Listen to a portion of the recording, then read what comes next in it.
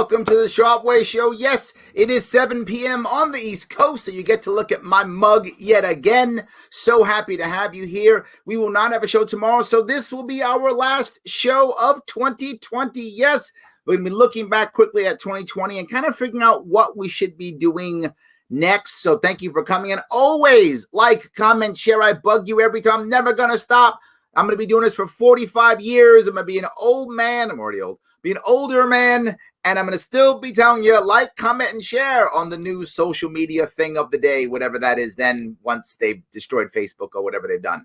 That new thing, always like, comment, share. It does matter. Those algorithms absolutely do matter. Some of you probably know that I like South Park. It's one of the shows that I still watch on regular TV. I know not everyone watches regular TV anymore, but I still do. The guys who make South Park, Matt Stone and Trey Parker, they both are libertarians, so kind of biased, but they are, and they go out of their way to attack almost everything. And if you remember, some of you may be fans. I'll tell you if you aren't, but if you are a fan, you'll know this one already. They did a show once, excuse me, on a fad of a fictitious character called Chimpokemon. And Chimpokemon is supposed to be, like Pokemon, right? Like Pokemon. But for those who don't know, Chimpo in Japanese means a part of the male anatomy. So they added that joke onto Chimpokemon instead of Pokemon. So that's what they tried to make happen. By the way, Pokemon stands for Pocket Monster. That's where Pokemon comes from. But anyway, they did Chimpokemon. And in this TV show, the kids love this Chimpokemon thing. They love it. They want to buy the action figure or the game controller to play the game, whatever the case may be. And the kids are loving this. And whatever the people say who run Chimpokemon, the kids do, right? Oh, buy this. The kids run and buy it. Go here. The kids go there. Now it's a Chimpokemon camp and the kids run there. And the parents get afraid. They're like, what are we going to do? Our kids are spending all this time on this Chimpokemon stuff. How can we stop them, right? We try to explain it to them. The kids won't listen. We show them it's bad. The kids won't pay attention. We give them other options. Kids don't care. Until finally what the parents do is they start playing with Chimpokemon. So they go, oh, I got my Chimpokemon thing, and yeah, this is the best. And then the kids look at it and go, oh, you guys like this? Well, I don't like it anymore. And they don't like it anymore. So now the kids don't want to do it because the parents want to do it. Now it's not cool anymore. So now, no matter what the Chimpokemon makers say, the kids don't want to play anymore because the parents now love it. Now, why would I tell you that story? Because the reality of it is that's still human nature. There are certain things that humans know, that humans will do, that people will do, kids and adults included. We haven't figured this out. They tried to yell at the kids, didn't work. Bribe the kids, didn't work. Right? What worked? Parents liked it. Now I don't like it. It's not cool anymore. Now, adults aren't always the same, obviously. But there are many things that if you just understand human nature, and if you're in government, you really should understand human nature. They don't. But we should understand human nature.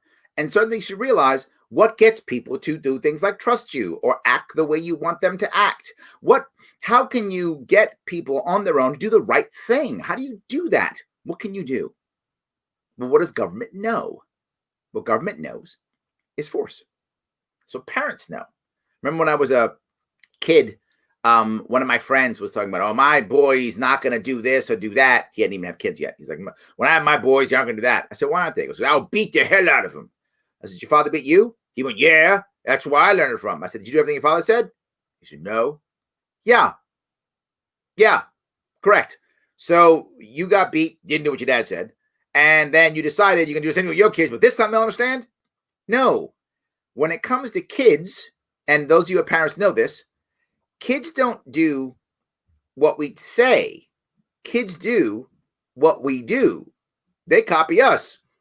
If you're a knucklehead, your kids are going to act like knuckleheads. That's what's going to happen. If you did dumb things, so are your kids. And guess what? You do dumb things because we all do. So your kids are going to do dumb things. That's how that works, right? Again, this is human nature, right? You made your mistakes when you were a youngster. You make them now too. So do I. but your kids will also, etc. Right? So that's how that works. So why do I say that? Am I saying that government is like a parent? Yes, in a way it is. It is a monopoly of force and it controls everything. That's kind of parents. So it kind of is in a way, right? Now you can be a parent that says, I'm going to, be the hardcore parent and beat my kid every time he or she says something. You can do that. What do you usually get? Either a kid who's very submissive and quiet, which can be scary, or a kid who's openly in rebellion, which can also be scary. I would like neither of those. I try to practice what I preach as a parent. I do it as a leader when I lead. People who've worked with me or worked for me, whether it's in my campaign or my business, they're the same thing. It is very rare that I even give an order. It's rare. I will sometimes, but it's very rare that I even give instruction. I often ask questions. We get on the same page and we start moving forward without me having to say, do this now, do that now, do this now. It's rare that I do that. I don't often have to do that if everyone's on the same page. Is that a harder form of leadership? Yes. Is it more effective? Double yes. Triple yes. Government should be no different. Here's what we learned in 2020. That when government is afraid, it will not in any way show any weakness. It will instead show the iron fist. It will immediately resort to force and orders and force, even when not required, because all government knows is force and orders and edicts and mandates. That's all it knows. This is what has to break, because once that happened, what did it get? Rebellion. It got what I talk about as a parent. You either get people in open rebellion or people basically become sheep and just sit back and become quiet and just do nothing and sit in the corner. Well, the person who's quiet and sits in the corner, that's the one you should be afraid of. That's the guy who blows up a building in Nashville. That's that guy. You want to create them? You just did, didn't you? You want to create them? That's the person you're going to create. All the things that happened this year, I would argue, every single bad thing that happened in our country this year, every one of them, can somehow be related to government force. I'm not joking when I say that. I maybe you could find something I'm wrong on. It's possible, but so maybe I'll modify that because there's a chance I'm wrong on a couple pieces. So I will say the vast majority, at least 2/3 or more, super majority of all the bad things that happened in this country as a nation happened because of government force. At least super majority, maybe more. So I'll say, well, Larry, wait a minute. One of the worst things that happened this year was the death of George Floyd. That was one of the worst things. Yes, that's up there. That's high. That caused the domino effect of many, many things. Why did George Floyd die? Well, obviously, physical government force was one, but something else. George Floyd lost his job in a shutdown. He went into relapse when he lost his job, and he was back on drugs again. Yeah, government shutdown put him out of business. He was actually getting his life in order. Now, would he have been a perfect person or whatever? I don't know. I didn't know George Floyd personally at all. Here's what I know. That slice in time, that I know, we know enough from people who've spoken to him, people have not fought this, so this has not been in any way, shape, or form, disputed. That slice in time, he had had a job, he was working, he was not using. That was true at that time. We can only hope that it would have stayed that way. I don't know that. I would hope that he was on a mend. Maybe he was. I hope so. Then the shutdown came. He was using again. Here come the cops. Aggressive. Why? Shutdown time. Boom, this happens.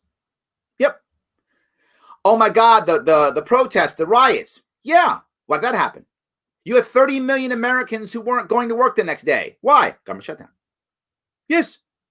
Government shut it down, which literally put 30 million Americans in their home for months with nothing to do for months. No purpose, no thought, watching Netflix and Hulu or Amazon Prime, whatever, sitting doing nothing for months. Here comes the purpose. George Floyd. Out in the streets they go. Out in the streets they go. And when you have no purpose, when you have no community because you can't even hang out with your friends, and some idiot goes, let's burn down the post office. You go, yeah, good idea. Why? Because you're human. That's what humans do. You may go, Larry, I would never do that. I know you wouldn't do that. You watch this show. You're in a 20-something sitting in your house thinking the world's ending. If you were that person with friends who say burn down a post office, you might do it.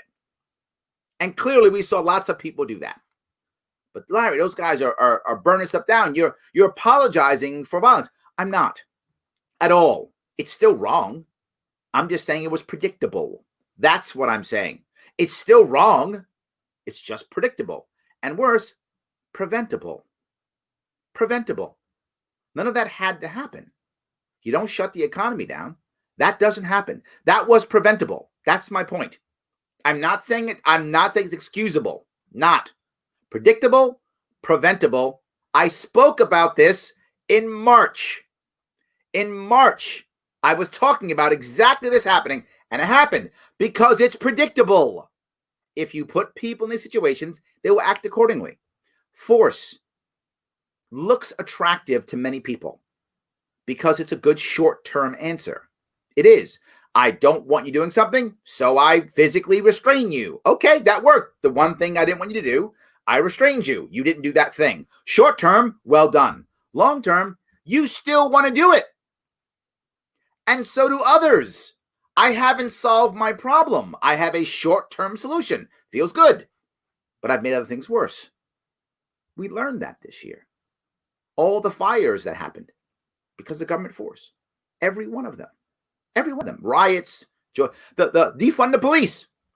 That doesn't happen if there's no government shutdown. Doesn't happen. There's no one on the streets yelling and screaming if you got to go to work the next morning. Doesn't exist. Defund the police doesn't happen. None of that happens. Doesn't happen. Travel. Oh my God, everybody was traveling to go see their friends and family during the COVID outbreak, right? They're all fighting. Oh my God, they're all flying. They're all flying. And oh, it's the world's ending because they're meeting people. Yeah, because you kept them in the house away from their friends and their family for 9 months. Of course there was COVID fatigue. They're just humans. At one point they say, I'm just going. That's what happens. Well, people won't wear masks. They should be wearing masks. Yep, they should. Sure, I got it. Mask. Got it. Okay, great. Why are they not wearing masks? Because you mandated it and you made it political. Government force. Mandates. My governor even said it. He goes, we're about 98% compliant. So we put a mandate down. Wow, is that stupid? Wow, we were 98% compliant, so we put a mandate down. Holy crap, is that stupid? That's how government thinks. The only answer is force. Instead of going, we're 98% compliant. Why don't we just shut up? Why don't we say nothing? They're doing it. Why don't we keep our mouth shut and go do something else? That's what a savvy person who understands people would do. Oh, they're complying. All right, let me go do something else. Let me go fix the economy. How about that? Why don't I expand my hospitals? How about that? I'll go expand my hospitals and we'll shut up about the mask thing because they're doing it already. I'll be quiet. That's what a smart person, savvy person would have done. Shouldn't say smart. Savvy person would have done. They didn't. Force is all they know. So what would you have done? Well, I've said it 1,000 times, but I'll say it again just to be clear.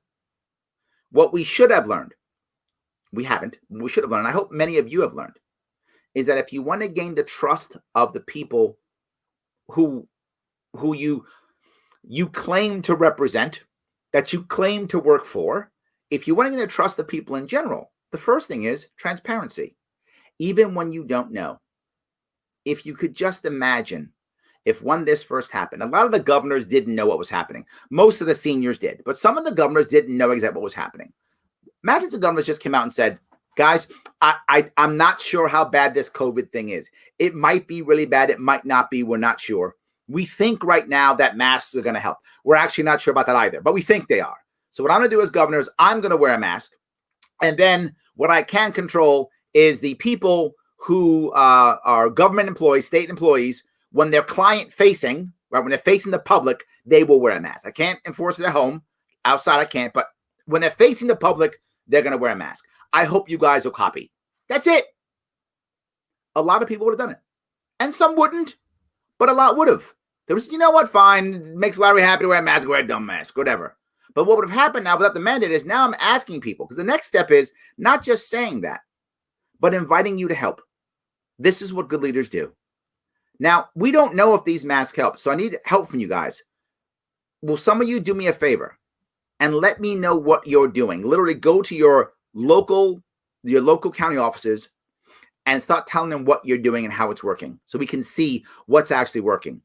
Even those who you aren't wearing masks, please let us know. We want to know what facilities are actually wearing masks and what aren't, so we can see what's happening. And if there's no change, well, masks aren't working. Oh, it's a change. What's the change? Okay, they're working. Which masks are you guys wearing? Within 3 months, locally, we would have known what's working already. And I wouldn't have had to say a thing. People would have been like, dude, you see over so-and-so? They're taking the mask. It's actually working. What kind of mask they wearing? That, boom. All of a sudden, that would have started happening because people don't want to be sick. I wouldn't have made it political, so it wouldn't be virtue signaling now. Right now, it's, see, I'm a good person because I wear a mask. Well, I'm a rebel, so I won't wear one. Wow, that's terrible. And that's what we've done.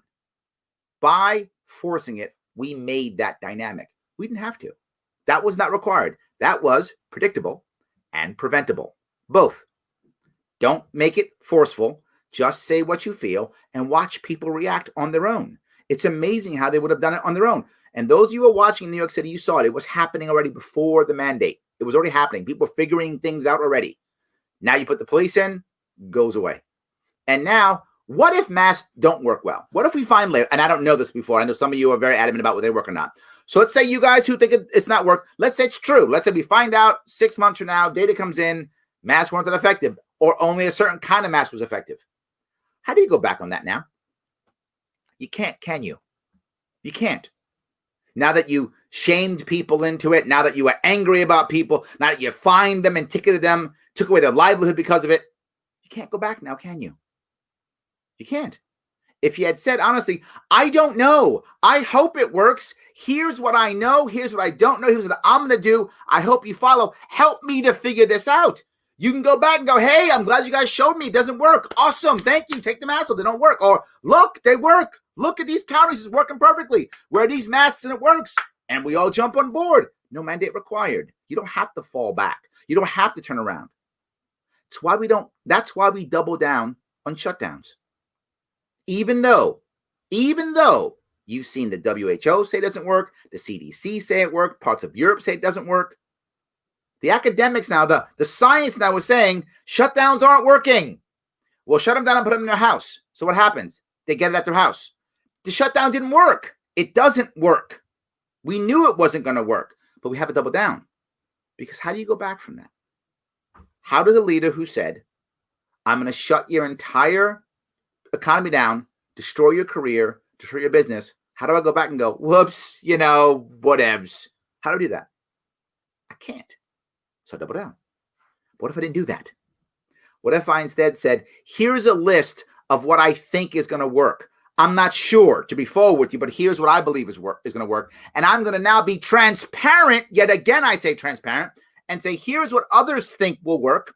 And we're going to put a spot of other people that have a back and forth wiki on this and to talk about what they think works. And we'll start putting up data as we get it. So you can look at it and see what works. But if you follow my government standard that I think is correct, I'm going to give you a government stamp. I'm not going to punish you if you don't do it, but I'm going to give you a reward if you do it. Up to you, you pick. And then the government standards would change. Why? Because I'm not forcing it. If I'm going to start forcing, I can't change. Now my law becomes arbitrary. Now it's an invalid law. So I have an idea. Don't make a law. Then it doesn't matter if it's arbitrary. It's guidelines, which will change as you get more information. But when you have to act quickly, which they thought they did because they don't know any better, and when you have to use force, which they did because they don't know any better, you have to make up rules and stand by them. It's the law. What if it's wrong? It's the law. Don't break the law. Wow, that's stupid. Preventable. Predictable. We don't have to do that. If we just would have said, here it is, and as we learn, we change. And what if it was different by state or different by county? What if certain lifestyles affected the virus spread differently? Well, then you could have different rules, different counties, couldn't you? Or different cities, or whatever the case may be. But more importantly, I would have just trained my state or my nation or my people to respond to crisis on their own. This is what the Marine Corps taught me. The hill's got to get taken. The captain shot. All right, take the hill, Sergeant. The sergeant shot. Okay, take the hill, Corporal. The hill's got to get taken. Why should this only be because the governor's smart or not smart? How about we figure this out? And we look to our neighbors for that, and we build that community. This was the perfect time to do that, and we didn't. This was the time to build community, and we didn't. Preventable and predictable. That's what I spoke about in March, how we could have built community. I'm telling you this because I want others to hear this and get this. This isn't libertarian rhetoric that I'm talking about. This isn't pie in the sky. I'm telling you exactly what we could have done in reality without adding one new law, one new rule regulation, and we could have made New York State or any state better, fixed it better, and it would be better right now. But even with that, the first step I would say is, what's the common goal? When we find the common goal, ask people to move together. When people move together, all of a sudden you see things start to happen. But there's one more piece. Larry, how do you pay for it? How do you fix it? What about, this? What about the bad things that could happen? They could happen. But we knew what could happen. We knew there'd be financial stress. We knew that. I talked about that. My Governor Cuomo, King Andrew Cuomo II, oh, hail the king, he said there's going to be a spike in hospitals. We're going to need more hospital beds. Remember that? We had to bring the ship in the USS Comfort and all that stuff. All that was going to happen. He knew it. He was telling us we knew this was going to happen. Then they said if the hospitals get filled, we're going to have to shut the economy down. Why? Because all he knows is violence. All he knows is mandates. All he knows is force. Why don't you expand the hospitals? I'm not joking. If the problem is the hospitals, fix the hospitals.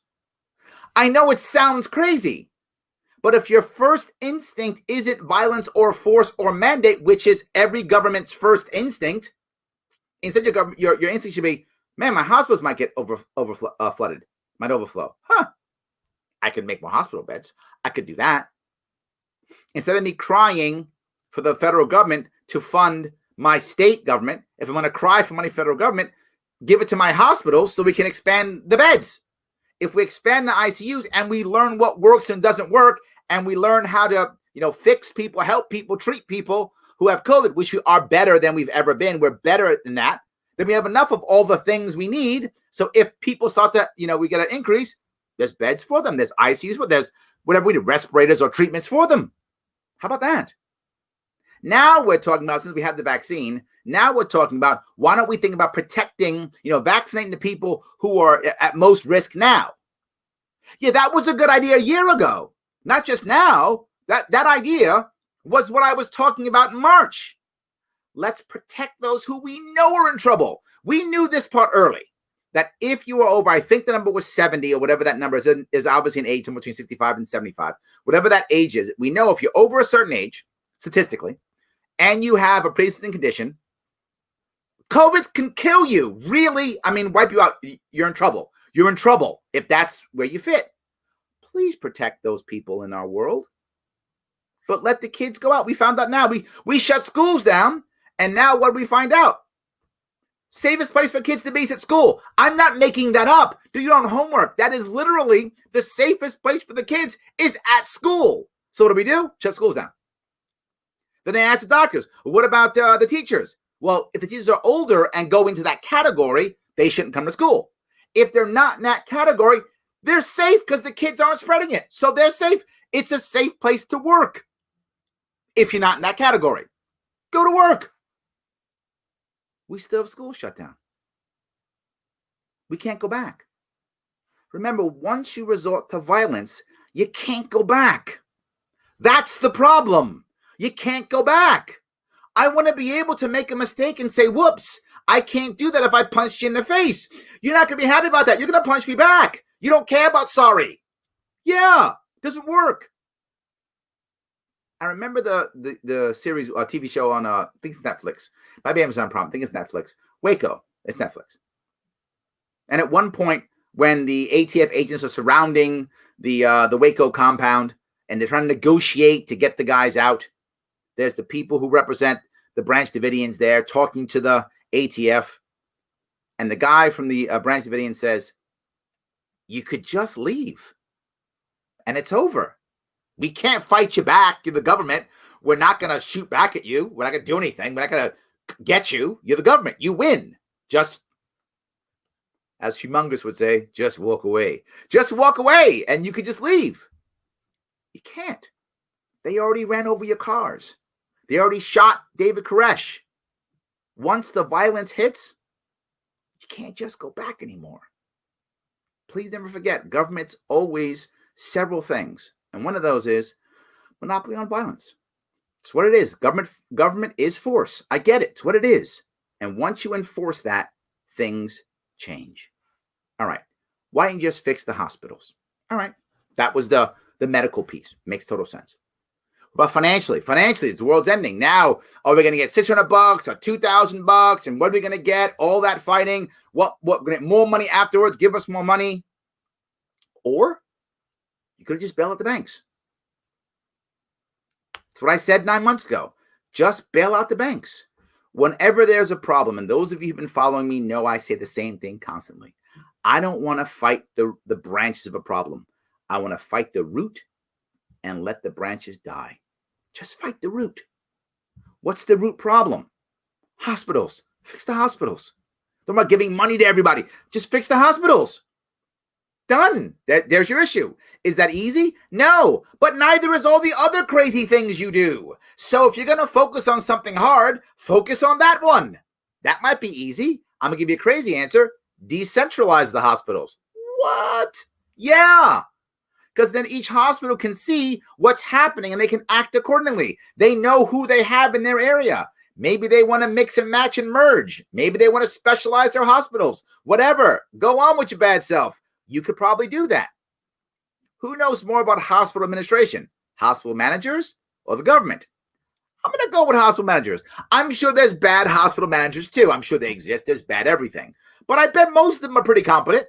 Most of them probably are. Better than I am. That's for sure. They know it better than I do. So how about we give them the same goal, say get on board, don't get mad at them when they screw up, ask them to be transparent. I will be transparent too, so I can practice what I preach. I can be the change that I want, so you can be transparent. I will tell you what I don't know, so you can tell me what you don't know. So then together we can move forward with the same goal. I know it sounds pie in the sky, but this is what good businesses do all the time. If it's a good business, that's what they do. How do I know? I've done it. I teach it. That's what I do for a living. It's how I make my money and pay my bills. That's what we do. You can do this in government too. It can't be done. People are still people. It's not required to. I mean, the advantage is you're the government, so they can't really sue you if something goes wrong. So it's better than business in that regard. So you have actually more defense as government. You don't need the force. You don't have to use force. It's not required. That's how we gain perspective. That's how we prepare. So bail out the banks. What does that mean? We can, give people cash if we want to. Do this idea with the getting rid of the a moratorium on evictions. All those things. That's what we've been doing. Fighting back and forth, blah blah. Or if you're gonna use mandates, if you're gonna control business, which is what we've done, we've shown that you don't own your own business. You don't own your own property. You might think you do, or maybe you thought you do. You don't. The government has proven this year, in 2020, you do not own your business or your property. The government does. You have privilege. You have privileged access to your property the government allows you to have. That we found that is actually true. Some of you didn't believe that. That's actually true. Now we know this. Since that's true, and we've accepted that's what it is, government will just do what it wants to your property. Well, then why would I shut an entire economy down when I should instead just go banking industry? Here's what I want you to do. For the next 6 months, if you require any payments from any American citizens at all, any Americans at all, you may not demand payment for 6 months, period, of anything. No insurance, no credit cards, no mortgages. You may not demand payment. If they want to pay you, they can. If you're in a good spot, you want to pay your bills, pay your bills. You may not demand. You may not demand for 6 months. They're going to go, what? I can't demand for 6 months? You cannot demand for 6 months. So if someone doesn't want to pay their credit card bill or their mortgage or whatever, they don't have to pay for 6 months. Oh my God, that's crazy. Yeah, how much are you going to lose?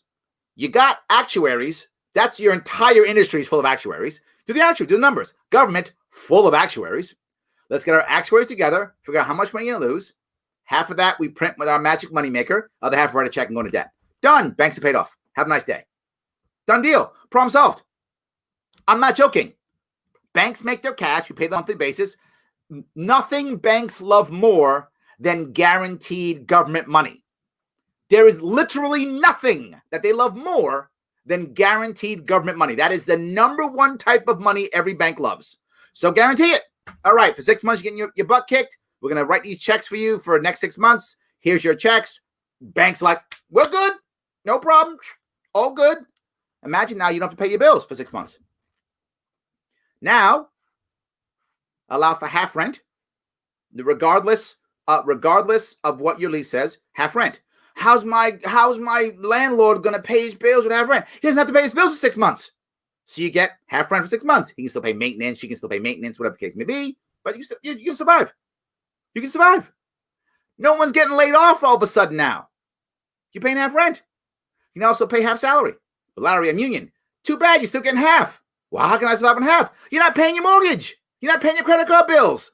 That's why. Yeah, that's the reason. Done deal. What kills us is the debt. Pay the banks off for 6 months. Let that happen. That happens. You know what actually happens? We don't get displaced. We're not sitting at home for 9 months. We're still working for now. We're figuring out how to work, how to make things happen. How do I survive in my business for 6 months? I've got 6 months to retool. 6 months to figure out if I want to stay in this business or not. 6 months to decide if I want a new job or not. 6 months to decide if I want to move or leave this state or not. I have 6 months of reprieve to think, to stay. I don't lose my house. I don't lose anything. I don't wait on government benefits. I don't have to go to a food line. None of this stuff. None of it. And the government's still getting funded. Still getting funded. Because the banks are still paying their full taxes because they're still getting paid. And they're a big chunk, particularly of New York State, a big chunk of taxes, finance industry. And we're still paying. But then again, even the state government not paying its mortgage either. All of a sudden, that's not happening. Now, is that a perfect answer? Not even close. Of course not. Is it better than this? Yes. Because the pain that we're feeling now, begging for the government to give us money, begging for help, people losing their jobs, being displaced. When people get displaced, they get stressed. When they get stressed, they go out into the streets and burn shit down. That's what people do. They blow up buildings in Nashville. That's what people do. But allow them to keep going in their life. Allow them to pursue happiness. Give them opportunities and chance. Bring them in on the mission. They don't do this. They don't do it. This was a failure of leadership. Government went back to what it always knows, violence. That's what it does. That's what we learned or should have learned from this year. And that was one of the reasons why I put out my stuff in video 9 months ago. So you didn't think that Larry's just now Monday morning quarterbacking. No. This was preventable. This was predictable. It's what I've been saying, and now you're seeing it happen. I hope we can rethink this. Now, for most of us, you're not going to be able to make massive changes on your own. I get it. You're not the governor of your state or the mayor of your city or whatever the case may be, or the executive of your county. You're not that. I got it. But personally, we can make changes. And I'm asking you watching me or listening to me, think of what happened. Think of what we could have done better. Understand that force is simply not always the answer. Is force sometimes the answer? Absolutely. Sometimes it is. Somebody's coming at you to hurt you. What I always say, remember, killing is not immoral. Murder is immoral. There's a difference. So without question, sometimes violence is the answer. The reality of it is the vast majority of the time, I mean 99% of the time, it's not. It is just not the answer. There's that 1% you got to use it.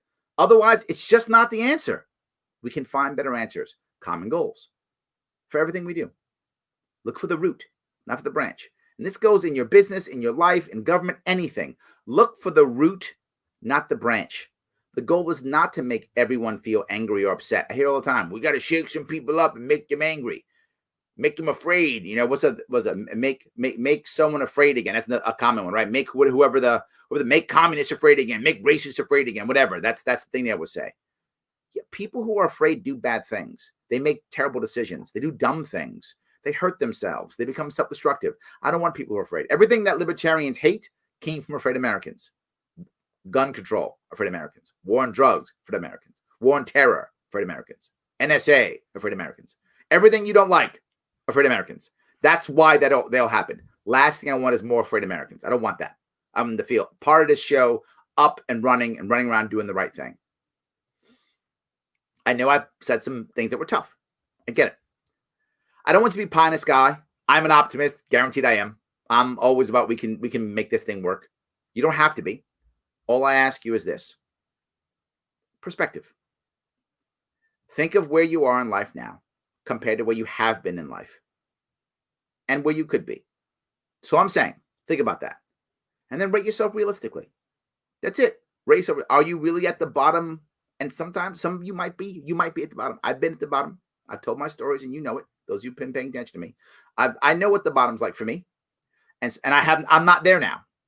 I'm not there. I'm not the bottom now. Things aren't great, but I'm not at the bottom. If you're at the bottom, I got it. Time for you to get some help. If you can look at yourself and go, man, this is like, I'm in trouble. Get some help. If you're not at the bottom, have perspective and realize, you know what? I'm at the bottom. Okay? I'm at the bottom. The same thing, though. Don't be pie in the sky. Accept where you are right now, because you can't move forward if you don't know where you are right now. Okay, I'm here right now. Got it. Then I want you to think of one more thing. What's the actual first thing I got to do? January 1. And I say January 1. Why? January 1, is just another day. Of course, another day. But it's symbolic. It's symbolic of a new year, a new chance, a second chance, start something new. Well, I think all those fad diets come out right around January, right? Because everyone's this year I'm gonna, whatever, be keto or do Nutrisystem or whatever is the cool thing, right? Take the diet pill, whatever's the cool thing of the day, I'm gonna do that, right? I get it. It makes sense. Take advantage of it. It's symbolic. It is, but we're humans. We like symbols. It's a good thing. Let's accept who we are. Take it as a symbolic time. Think about where you want to be, regardless of what's happening in government. Whether you're happy with what happened in the election, whether you're happy with happening in COVID, whether business is shut down, or even if your career is ruined. Whatever's happened. Or if you're doing well, you didn't miss a paycheck. You're one of those people who didn't miss a paycheck. Good for you if you're one of those people. Didn't miss a paycheck. Awesome on you. Where are you now? Where can you go? The first thing I want you to do is look inward. I want you to say to yourself, all right, what can I do to better myself? If you're in trouble, and you know if you're in trouble or not, okay, what can I do? Don't blame others. It's not helpful. Even if it's someone else's fault, it's not helpful. That's my point. Even if your anger is righteous, it is not helpful. What's helpful is looking inside and going, okay, what am I doing wrong? What can I do that's better? What's the first thing I can do to get better? And if you look at yourself and go, you know what? No, I'm good. Like, I'm okay. I'm good. Great. Look for someone else now. If you think you're good, and I hope you are, then go, all right, I'm good, right? I don't have to be jumping through hoops. I'm good. You know what? She's not. He's not good. Let me go out there and see what I can do for that person or those people. That's going to give both you and them purpose. Remember, if you're in trouble and you ask someone for help, sometimes you become someone else's purpose. Sometimes you asking for help is actually helping somebody else. Have you ever noticed that people who really have a lot of personal problems sometimes are some of the best helpers? The person that you think is just a disaster. Well, she's always messed up. Well, he's a disaster. He's always screwed up. So I got drama on everything. But man, when I call him, that guy's in the car coming to my house to fix my pipes. I can't believe it. The guy's great. Yeah, because he's lost with no purpose. And that's why he's struggling. And then when you need help, you just became his purpose. And he's happy to have it. You could be that purpose too. I'm asking you to look at what happened in 2020 and realize a couple things. Regardless of what happened, it's all based off of one thing. The government used force first. Wasn't required. Didn't have to be. You could have created an environment for people to work together. For us, for the future, 2021. Start working together. Our opportunity last year was to build community. We did a really bad job of it. As a nation, we did a really bad job of it. Let's fix it this year. Let's start building that community. Yeah. Look inside first. Fix yourself. If you think you're good, look outside now and help somebody else. If you look at yourself and realize, man, I'm in trouble. I'm at the bottom right now. Okay. Ask for help. Not because you want the help, because it will help somebody else. Don't be selfish and keep your pain to yourself. You are being selfish when you do that. Let someone else know you're in pain so they can help you. You can be their purpose. You make things worse when you keep your pain to yourself. You make it better when you allow others to help you. They want to help you. It's their purpose. So go do that. And if you can help somebody, please do so. We can start this rocking and rolling. All right, let me take some comments. I hope that was clear what I was trying to get across for New Year's. I very often talk about that when it comes to New Year. It's an important piece for me. Hey, Joe, I appreciate that. Yes, absolutely. Patreon.com/Sharpe Way. If you like what I'm doing, by the way, January, we're starting a bunch of new stuff. It's I'm practicing what I'm preaching, right? I'm building a small community here. I hope I'll be putting a bigger team together here for Sharpe Way. We are rocking and rolling, making some new stuff happen as of January. I'm pointing my finger at you, but you know my rule. I don't point my finger at you until I point it at me first. And I'm pointing it at me. I'm doing what I'm saying. I'm trying to make myself and my team better. We're starting January. Actually, our first meeting is January 7th. So we're starting January. So we're doing. So you will see new and cool things coming here as of January. You will see that as of January. So I'm doing it too. Great. Yes. And of course, theadvocates.org. Thank you. Of course. Yes. South Park and It's Always Sunny in Philadelphia, the best shows. Both on Comedy Central, actually. Yes, absolutely. 100%. I am today years old learning about this Pokemon translation. Yes, Pokemon stands for Poketo Monsters. I lived in Japan for many years, so I still speak a little Japanese. So yes, that's where Pokemon comes from, pocket monsters. Yes. I wasn't allowed to buy Pokemon, Digimon, or Yu-Gi-Oh cards. Yes, I don't know what Yu-Gi-Oh stands for, but Digimon, of course, is digital monsters. Yes, absolutely. So I had baseball cards too. I'll tell you a story. I actually had, remember, I'm in my 50s now. I had baseball cards in the 70s. I used to live across the street from Yankee Stadium. I had all of the New York Yankees, every one of them, from 1975 and 1976. When I went to the Marine Corps, my mom threw them all out thinking they were just garbage. Yeah, lost all of that. Terrible. Absolutely. Yes. So, all right. Yes, of course, Pete, national debt. Yes. A covenant is simply a contract. I like that. We made one with our government. If you follow these rules, we will allow you to govern us. God made one with Israel. Do these things, and I will be your God. God, being smarter than the men who wrote the Constitution, had this rule. Then Moses commanded them at the end of every 7 years, in the year for canceling debts, during the festival of tabernacles, when all Israel comes to appear before the Lord your God at the place he will choose, and you shall. I think there's more, but it didn't pop up here. I apologize. I don't know. The rest didn't pop up, Pasquale. But the concept is still good, right? The concept is we have a covenant. Yes, absolutely. And we should be better with our government. We've abandoned that too, right? Remember this. Pasquale's point's a valid one. We can change our government, but we don't. Right? When you use violence, you get two types: open rebellion, and people start to just collapse. It's called learned helplessness. We are becoming a nation of people who are helpless and just wait for government. I mean, even Republicans, Democrats yelling, "Give me $2,000, President." President's yelling, $2,000. No one's talking about the future. Biden is talking about the future. Trump is talking about the future. Cuomo's talking about the future. No one's talking about the future. How are we going to get the commerce going again? There's no plan for that. No one. So you go, well, I'm a Democrat. We care about the people. I don't see that. I'm Republican. We care about the economy. I don't see that. I don't see it. Maybe you do. Enlighten me. I'm happy to be wrong here, but I don't see it. All government does is grow. Very true. Yes. Did you see this study out of Wuhan? 10 million infected studied, only 300 asymptomatic cases. Contact tracing showed no spread from the 300. The need for masks has been eliminated. Wow, I didn't know that. But I know there's a lot of controversy over the masks. And my whole point, Brian, is when you say masks are mandated, what if we find out what if what you said is exactly true? And maybe it is, I actually don't know, but say it's true. And how can they go back now? They dug a hole, right? Brian, I slap you, you're going to slap me back. That's how that works. I've used violence. You're not going to be like, oh, well, you said you're sorry, so I'll just walk away. That's not how that works. You know that, man. That's not how it works. So now that I've used force in the mandate, how do I go back? I can't.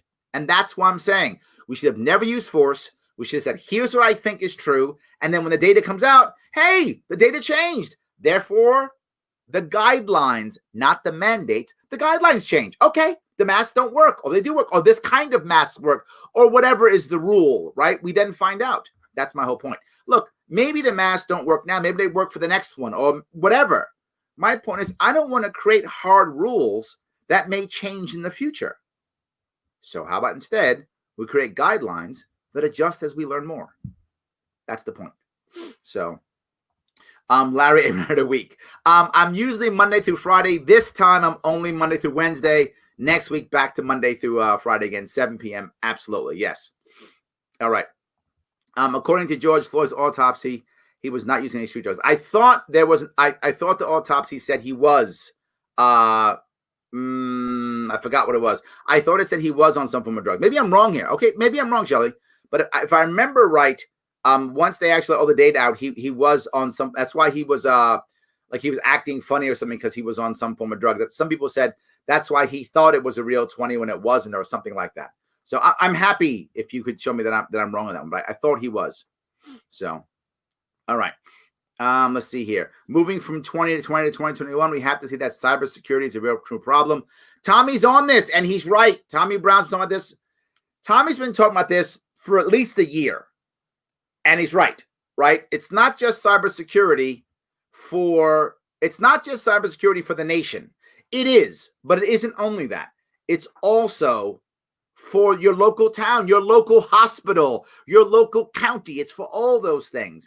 And again, decentralization is the best answer, because if you decentralize, everyone can learn from the other.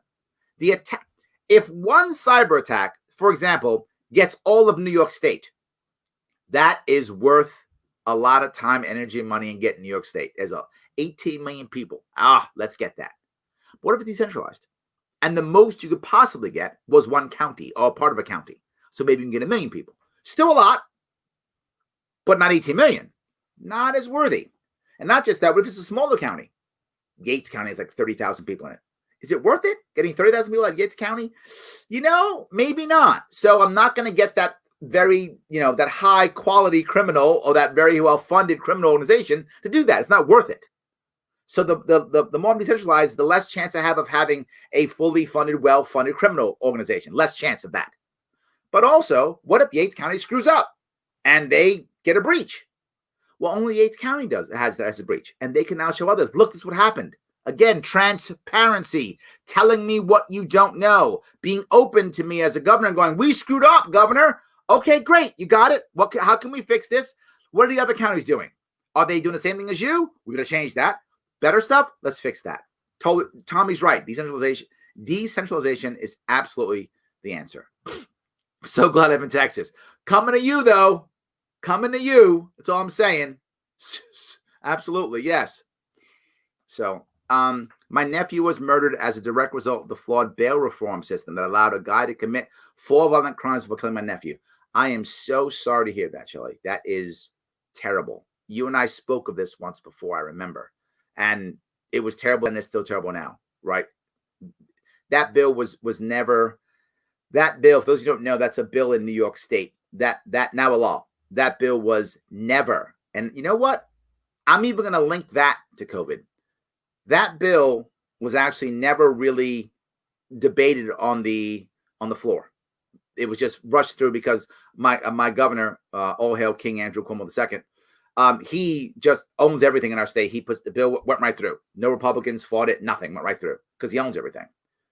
And so I assume that I said this on my show, I don't know, a year and a half ago, whenever it was. I said, I don't know. I think this bill there's going to be some rulings in the courts, and the courts will make rulings that will now fix the bail via the courts instead, because as is usual, our legislature didn't do its job, so the courts will now have to fix it. That's what I assumed would happen. Courts got shut down. Never happened. Didn't do a thing. They let it go. And that was the result.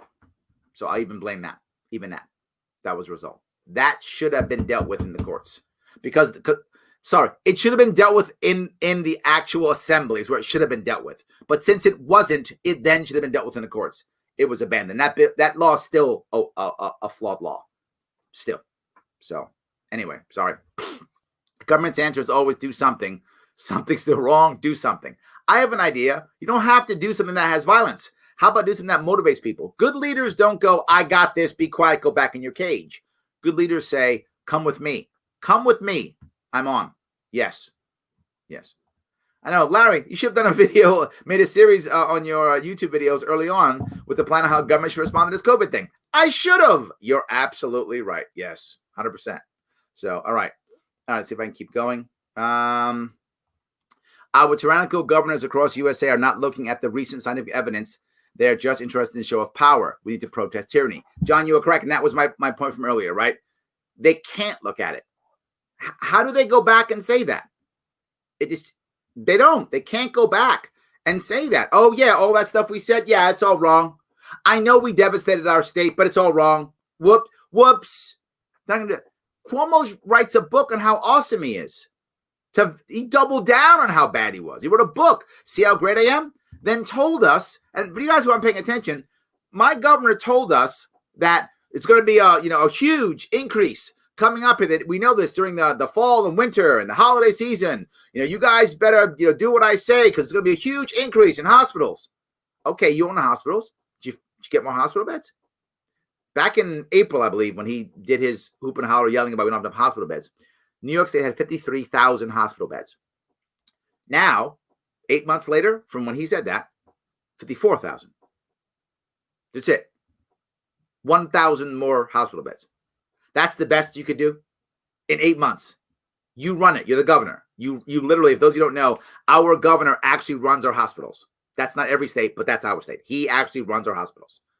He couldn't get 10,000 more beds, 20,000 more beds. Why not? The Army could do it in literally a month.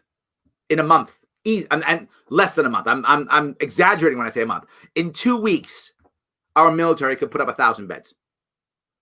Beds that function, like that, not just cots in a tent, that the actual function, that you could work as an actual hospital. They could do it 30 days, easy. You couldn't do it in 8 months. Yeah. He didn't want to. He didn't care. To your point, John, it wasn't about fixing. It was about force.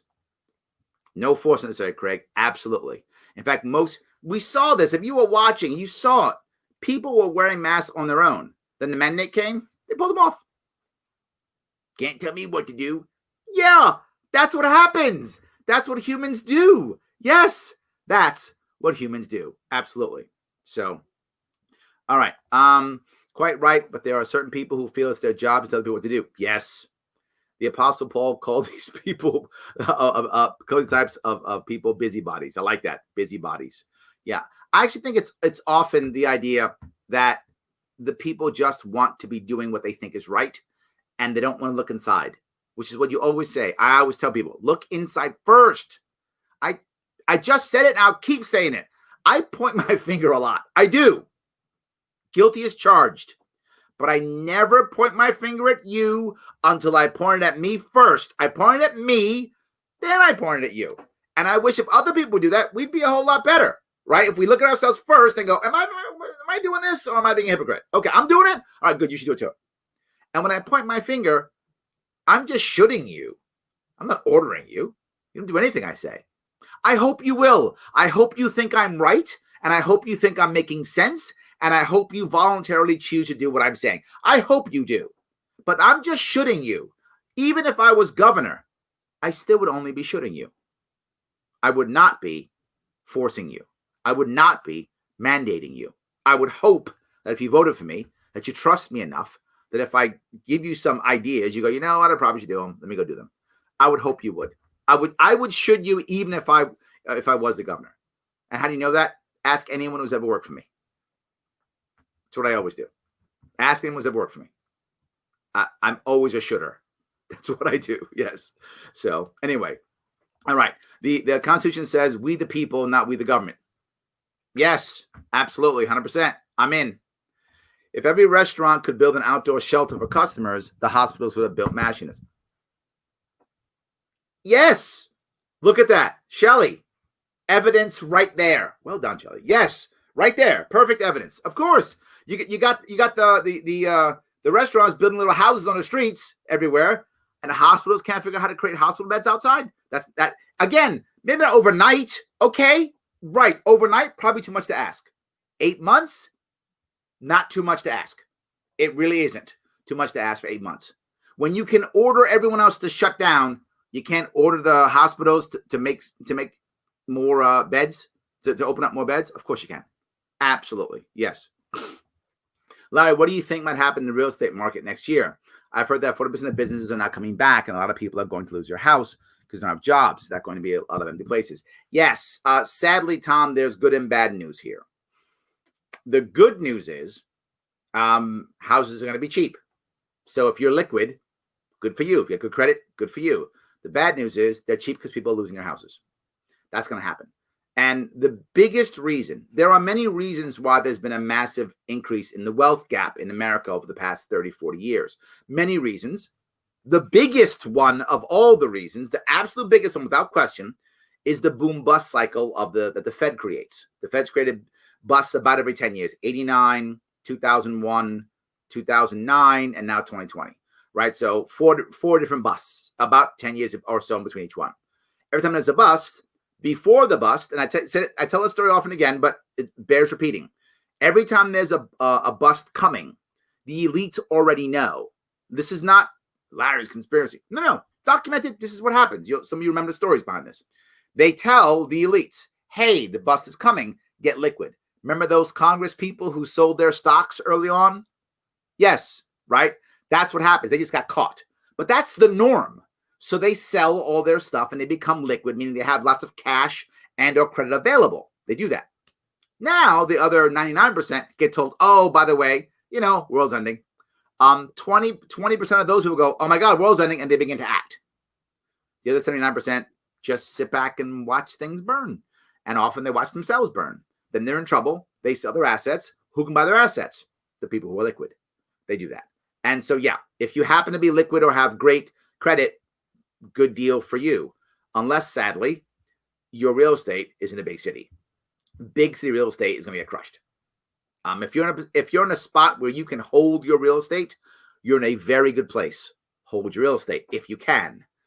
Some people can't. They got to dump it because they can't afford it anymore, right? So they're going to just, to your point, they can't get renters. They're going to dump their properties. So they dump their properties. People who are wealthy are going to buy them. Not wealthy. People who are either liquid or have good credit are going to pick them all up. So, Tom, if you happen to be in a good financial situation, good on you. If you're not, sorry about that. That's the truth, right? I'm trying to consider if I should hold on to my real estate. My real estate's in New York City. Not going to be good for me, right? I'm just being forward. Not going to be good for me. The odds of my real estate going up in the future, really slim. I'm gonna have to hold on to my property probably for 10 years before it'll come back to what I think it will be worth, probably, or something like that. Or I got to bail like tomorrow. I'm not bailing tomorrow, but that's what I'm saying, right? I think you're totally right. A lot of those businesses aren't coming back. The larger cities, as I brought up the other day on a podcast I was on, there is an advantage here. There is a chance if we do this right, and the odds are we won't, but maybe somebody will.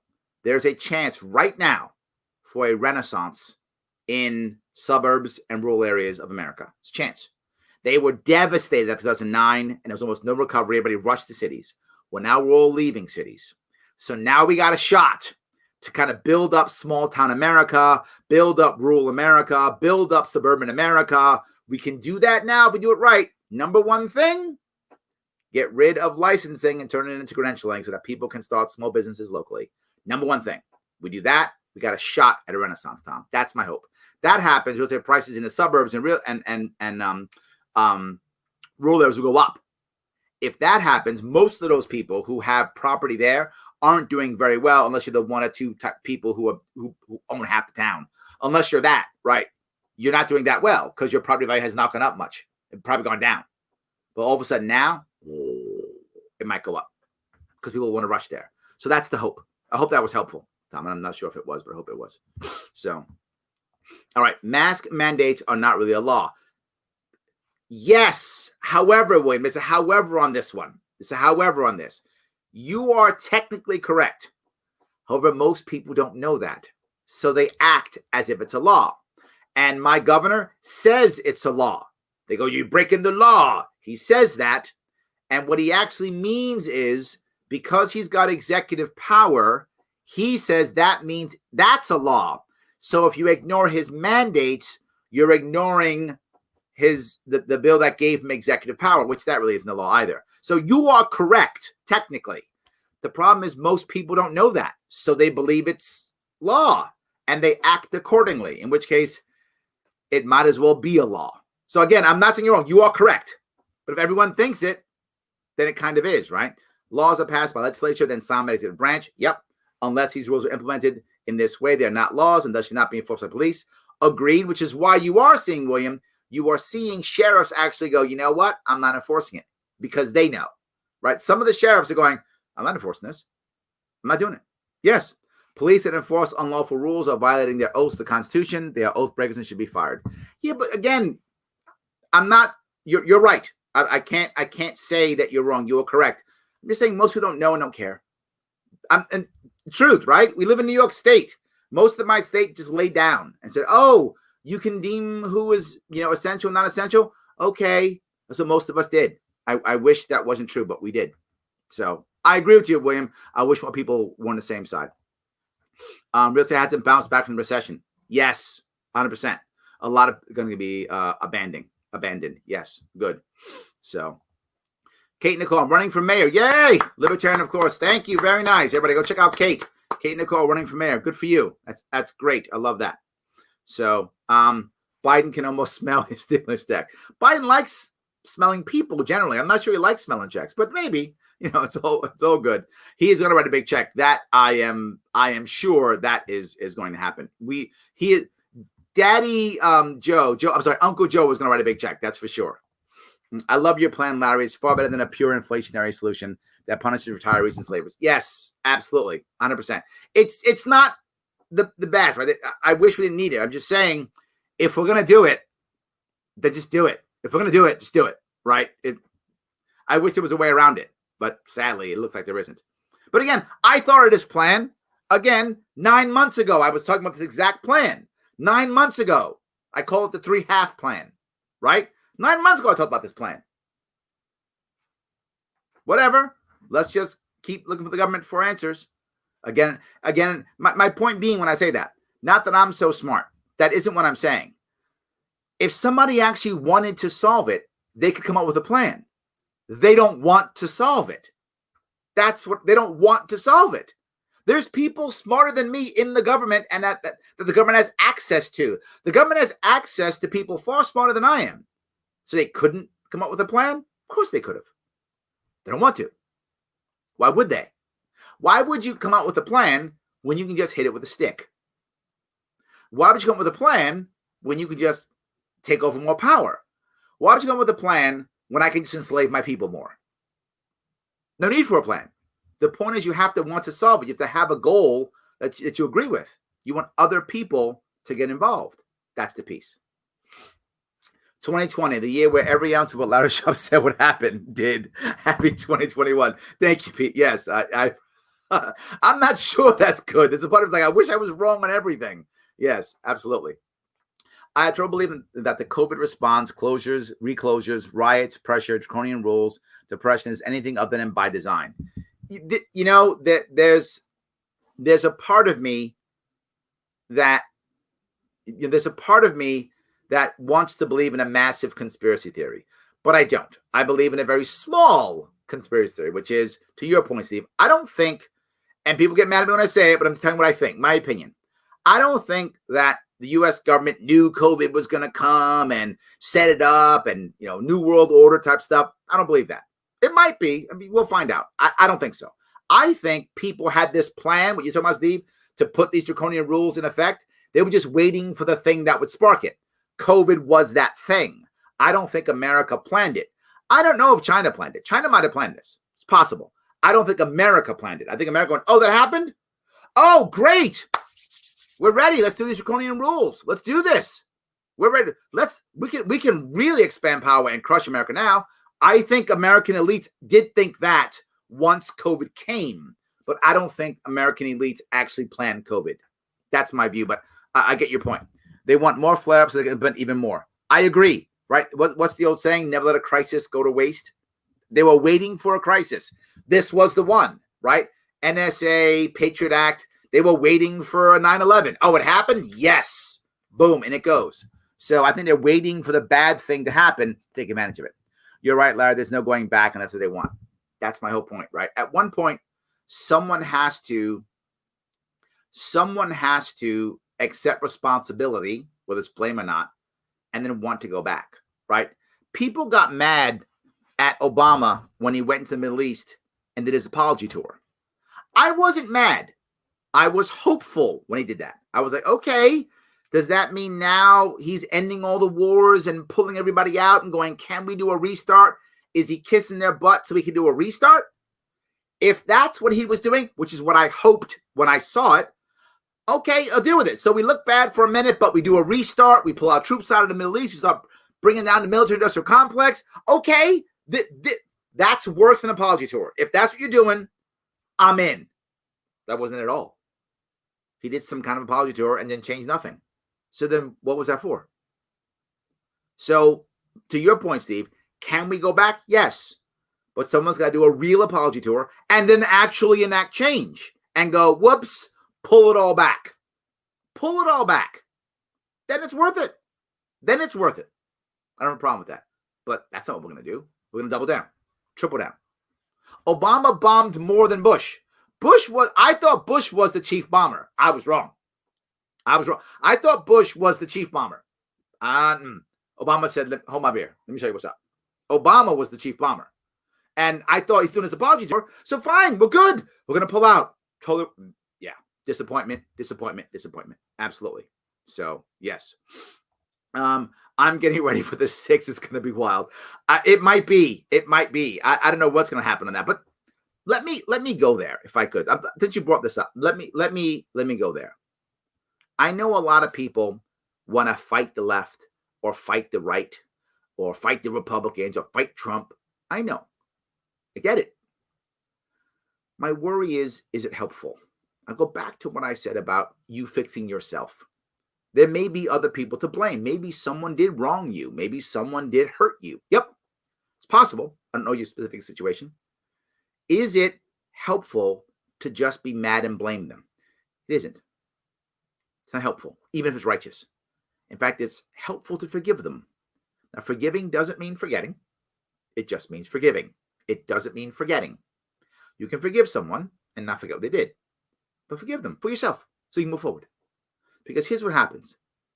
If the 6 goes crazy, no matter what the outcome, it's bad. There is no victory here. If Trump loses and that's it, Biden's the president, which is what I think is going to happen. I think Biden's going to be nominated January 20th. Trump might pull something on the 6th. Who knows? But if Biden wins this, whatever this battle is on the 6th, right? If Biden wins it, you got tens of millions of Americans who are pissed off, unhappy, feel cheated. If Trump pulls us out, no, see, I'm right, whatever, I'm still a president. You got tens of millions of Americans who are pissed off and angry and think that we're cheated. No matter what the outcome is, it equals tens of millions of Americans who feel like they were cheated. But Larry, they weren't because my side has evidence. Who cares? It doesn't matter. What matters is what they feel. It doesn't matter what the evidence says. Do you think people vote on evidence? Come on. People vote on what they feel. That's what people vote on. What do they feel? So they vote on. You may go, Larry, I don't. Great. You're the 1 in 1,000 that doesn't. Okay, maybe you are that 1 in 1,000 who doesn't. The other 999, they all vote in their feelings. So that's how it works. That's how people do it. So this is bad no matter what. It might be wild. I'm with you, but it's not good. I'm going to ask you personally, you watching and listening, if you feel like you want to fight the right or fight the left in the long run, not short term, because short term violence is great, short term. In the long run, is it actually helpful? Does it make our country better, our state better, our local communities better? It doesn't. And then what I go back to is Charlottesville. When Charlottesville was over, the governor of Virginia, McAuliffe, the idiot himself, he said, my message to those Nazis in Charlottesville is go home. Again, insanely stupid. They are home. They're Americans. Their kids go to school with your kids. They shop at the same Walmart you do.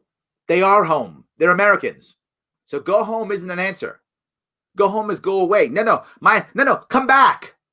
I can't talk to you and change you if you walk away. I can't convince you that violence isn't the answer if you walk away. In fact, I reinforce it. When I yell at you, I reinforce the anger. I reinforce that violence is the only way because I can't be talked to. I can only be yelled at, or I can only yell at you. So you know what needs to happen? Violence. I would ask you, if you're the kind of person who's going, gotta fight these guys and fight them, I would ask you to instead try to talk to them. It's the purpose of this show. Literally, you've all seen me have right wing, left wing, all in a show, and just talk to them. The amount of times people have either written, emailed me, texted me, whatever, tweeted me, DM me, and said, wow, I didn't know that. Wow, I didn't understand that. Wow, I didn't realize that. That's why I do the show. They're Americans. We have to live with them. The other answers, putting them on trains and putting them in camps. I'm not okay with that. In the long run, we have to live together. In the long run, once you start force, you can't go back. I don't want that. I don't want that. I hope everyone listening, watching says, I'm going to talk about freedom with my family and friends. Yes! Sam, brother, yes. Listen to Sam. Listen to Sam. He's right. Listen to him. Please listen to him. He's right. Yes, absolutely. Yes. So, keto. Yes, I've been on keto 10 years. Absolutely. Keto. Mediterranean diet, very close to that. Very close. Not the same. Also very good. Whatever the case may be. Absolutely. Yes. You brought up the Nashville bomber. Read the lyrics to Petula Clark's Downtown and know this guy was a lonely guy. Yes. Yes. It's like the perfect beginning to one of those conspiratorial movies. Even the song has an eerie. Yeah. Yes. Then you hit it perfectly, John, right? The people who do these types of things are people who have no community, have no purpose, have no hope, right? What do I always say? 3 things that are killing Americans: not guns, not drugs, lack of community, lack of purpose, loneliness. Solve those 3 things, we don't have a drug problem. Solve those 3 things, we don't have a gun problem. Solve those 3 things, we don't have a school shooting problem. That's the root. Those 3 things. What I talk about all the time. That's what I talk about. That's what politicians, leaders should be talking about. Life, liberty, pursuit of happiness. It's what our government was built on. We've stopped that. Now we're about the empire. Control everything. Yes, absolutely. I'm pretty sure it's government's fault. Yeah, I'm with you. Absolutely. Yes. So, all right. For New Year's, my resolution is to eat poorly, not exercise, and sleep in late. Normally, I fail my resolutions. This way, I either finally nail them or I fail by eating better, working out, waking up early. Nicely done. Look at you. Reverse psychology, William. Well done. I'm copying that. Yes. My resolution is to actually do no improvement whatsoever. There we go. So if I make no improvement, I won. If I make improvement, I won. I talk about this all the time. You cannot always guarantee the outcome. In fact, you almost never can guarantee the outcome. You often can't control the outcome. Sometimes you can. But if you can control that all the outcomes are good outcomes, you don't care which outcome there is. William just has controlled all the outcomes. Nicely done. I love that. So, Larry, with all this insanity in all the big cities, New York City should join the Idiocracy Coalition with San Fran, LA, Chicago, Seattle, Minneapolis. Stupid is now exigency in the USA. If Iran or North Korea nukes us, let them take them and leave us normal people alone. Well, I'm not going to say that. I don't want people getting nuked. No, there are good people in all those cities. There really are. There are people who want to survive and make their cities better. In all those cities. Like, I live in New York City. I want it to be a better city. It's clearly a disaster. I know that, but I want it to be a better city. And there is so much in some of those cities that Americans should be proud of and should enjoy. And sadly, we can't because we have bad governments. We have to fix those things. I'm about repair. No nuke. Repair, Avi. Repair. So yes. All right. I don't think I can live in a Biden-Harris government. We already know Trump's evil. That's all right. The devil you know, right? I get it. The devil you know. Absolutely. Yes. That's good. Larry Sharpe, libertarian. Yes, that's the conspiracy. I mean, just those who want total control, taking advantage. Yes, we're on the same page. Steve, we're on the same page. Yes, that's exactly what I think, right? I think people saw it and went, now we're ready. Let's do this. 100%. Fighting isn't helpful. Yes. Agreed. Yes. Shelley, forgiveness doesn't mean you weren't wronged. You are just knocking it out of the park, Shelley. Nicely done. That's correct. It doesn't mean you weren't wronged. It doesn't mean that the person didn't do something bad or unethical or whatever. Yeah. But you can still say, you know what? Okay. I'm going to forgive you. Doesn't mean you forget. Right? I say this often. People who know me, when I make a mistake, I go, okay, that'll happen exactly one time. Right? It'll happen one time. That's the mistake I made. Thank you. Now you've shown me who you are. We're good now. I now know who you are. We're good. I don't get angry anymore. Just, I know who you are now. We're good. I say this in another way too. You know, there's a lot of people talking about, well, there are people who are talking about fighting racists by making them afraid again. I mentioned that earlier, but it's a common thing. Make them afraid again. Make them afraid again. If you are a racist, I don't want you to be afraid. I'm serious. I don't want you, as someone, and any of you who've dealt with any racist issues in your life, or ethnic or bigotry or prejudice in your life, you know this. If you're someone who, say, hates black people, as an example, if that's who you are, I'd rather know who you are. I'd like you to wear a sign, like a hat that says you hate black people. I'd rather you do that. I would rather, because now I know where you are and who you are and how you stand. But if I get offended by the hat that says I hate black people, well, then now I don't know who hates black people. Wear the hat. I'd rather be offended, because now, okay, that's that guy. Okay, we know who he is. He's proud. Thank you. I know how to handle you now. When I say transparency, I really mean transparency. Now I can handle a guy, right? If I'm Jewish, don't I want to know where the Nazis are? I want to know where they are. I don't want to be around me. All of a sudden, I'm surrounded by Nazis. I don't want that. Wear the armband. Okay, I know that's where you are. Thank you. I'm glad you're wearing an armband. I know who you are now. So all of this, I would just rather people be out. Just, okay, I forgive you. Let's just move on. Let's get past it. Let's talk.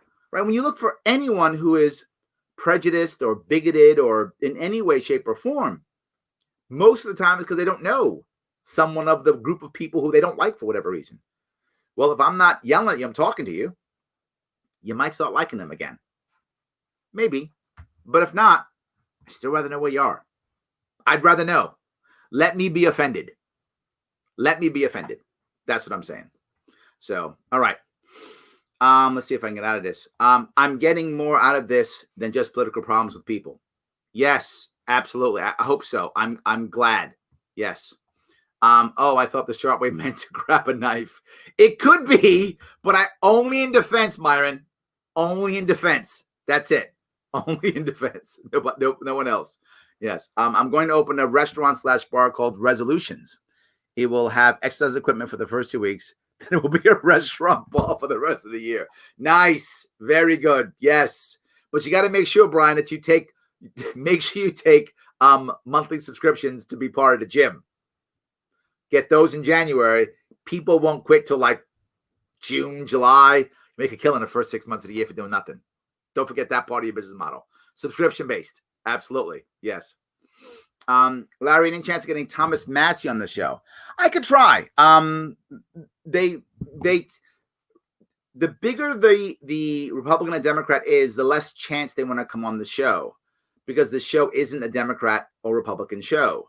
So because of that, many times they don't want to. They feel awkward. They don't know how to act. Right? If you're a Republican, you're on a Republican show, a Democrat on a Democrat show, you know what you're up against, right? It's going to be a friendly audience. Or the reverse. You know, if I'm a Democrat going on Fox or a Republican going on CNN, I know that the Dukes are up. I know. Come on a show like mine, you don't know what's up. So a lot of them don't want to come on. Most of them, those who come on, are those who aren't popular because they want to be more popular. So I have reached out. I'll do it again. He's a popular, successful politician. The odds of him coming on, I think, are slim. But absolutely, I would try to get him on 100%. I definitely would try to get him on. Absolutely, I would. So, all right. See if I can grab some more of these if I could real fast. All right. A lot of younger people are sick of the same two parties, which are really the same on most policies. Also very true. Absolutely. I agree with all of that. So, guys, if I could, for the end of the year, I do want to bring up, we're talking about conversations. Please, if you have a second, let me pop this off real fast. I do want to share a couple things with you.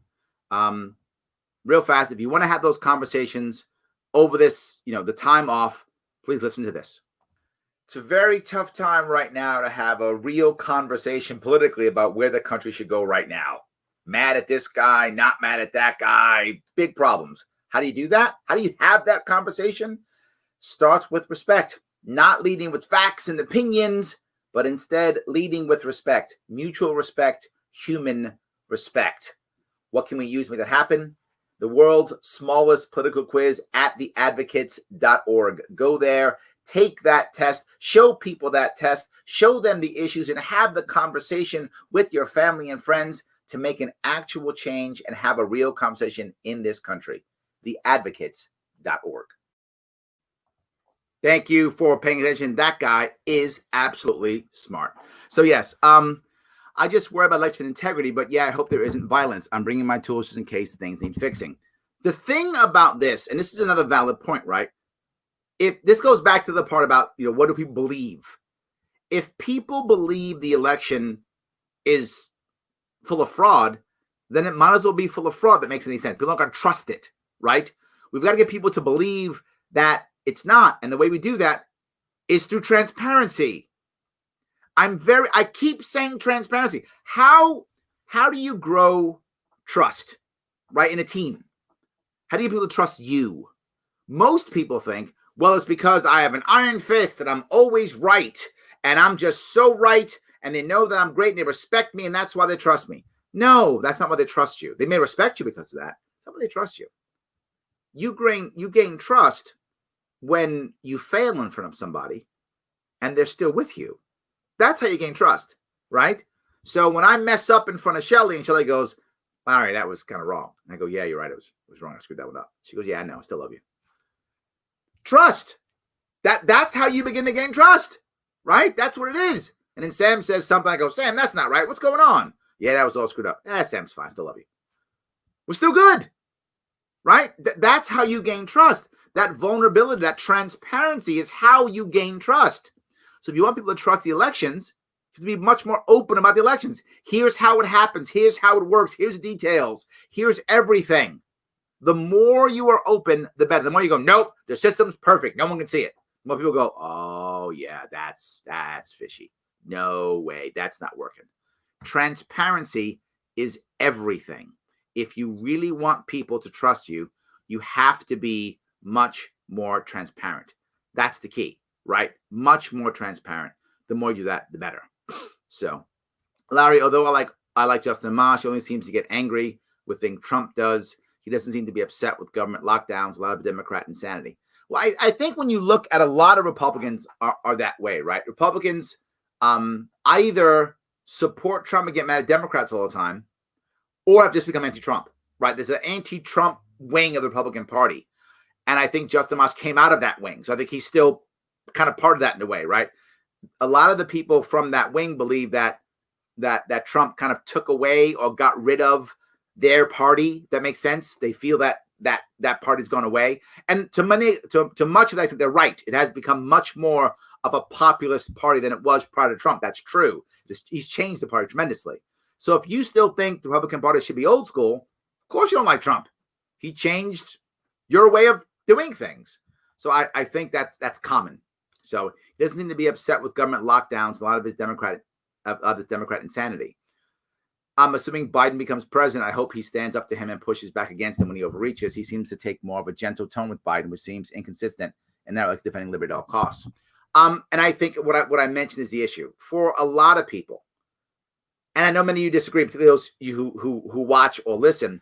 Many of you disagree with the idea that Biden is good for normalcy. There was a guy on the show last night, I think, who said, or was it 2 shows ago, who actually commented that if you want to go back to normalcy, Biden's the right choice. He's right. I just don't want to go back to normalcy. But if you want to go back to the old ways of doing things, Biden's the perfect pick. He's literally a child of that for 40 years? He is the establishment, right? Prior to Biden, Clinton was the establishment, right? Now he's the establishment. So he's the establishment. So if you want to go back to the way things used to be, Biden's the perfect guy. So I think that's why a lot of the Republicans who like the old ways are okay with Biden because they think he's going to bring them back to the old ways. And if you want the old ways, Biden's your guy. I don't want that. That's why Biden's not my guy. But I think that's what a lot of people believe, Avi. They believe that that's the issue, right? That Trump won't let it go back to the old ways. Biden will. They want the old ways.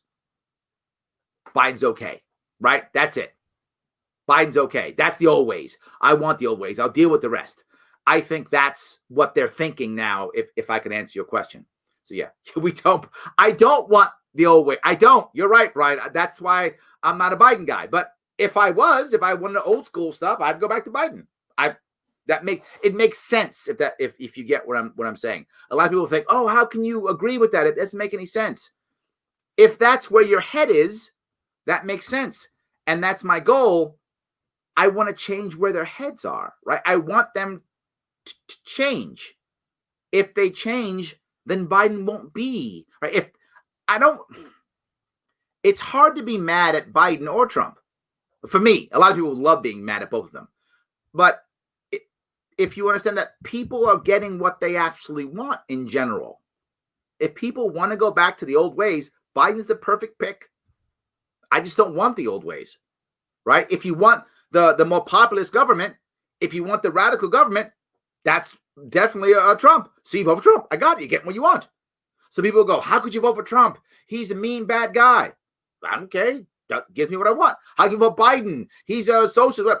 Going back to what I want. That's the reason. So my point is, if we change how Americans think, we get better government by default versus being mad at the individuals who they voted into, which again, I get upset too sometimes. But look, I look here and I talk about it all the time. I have Governor Cuomo as my governor. We voted him in 3 times.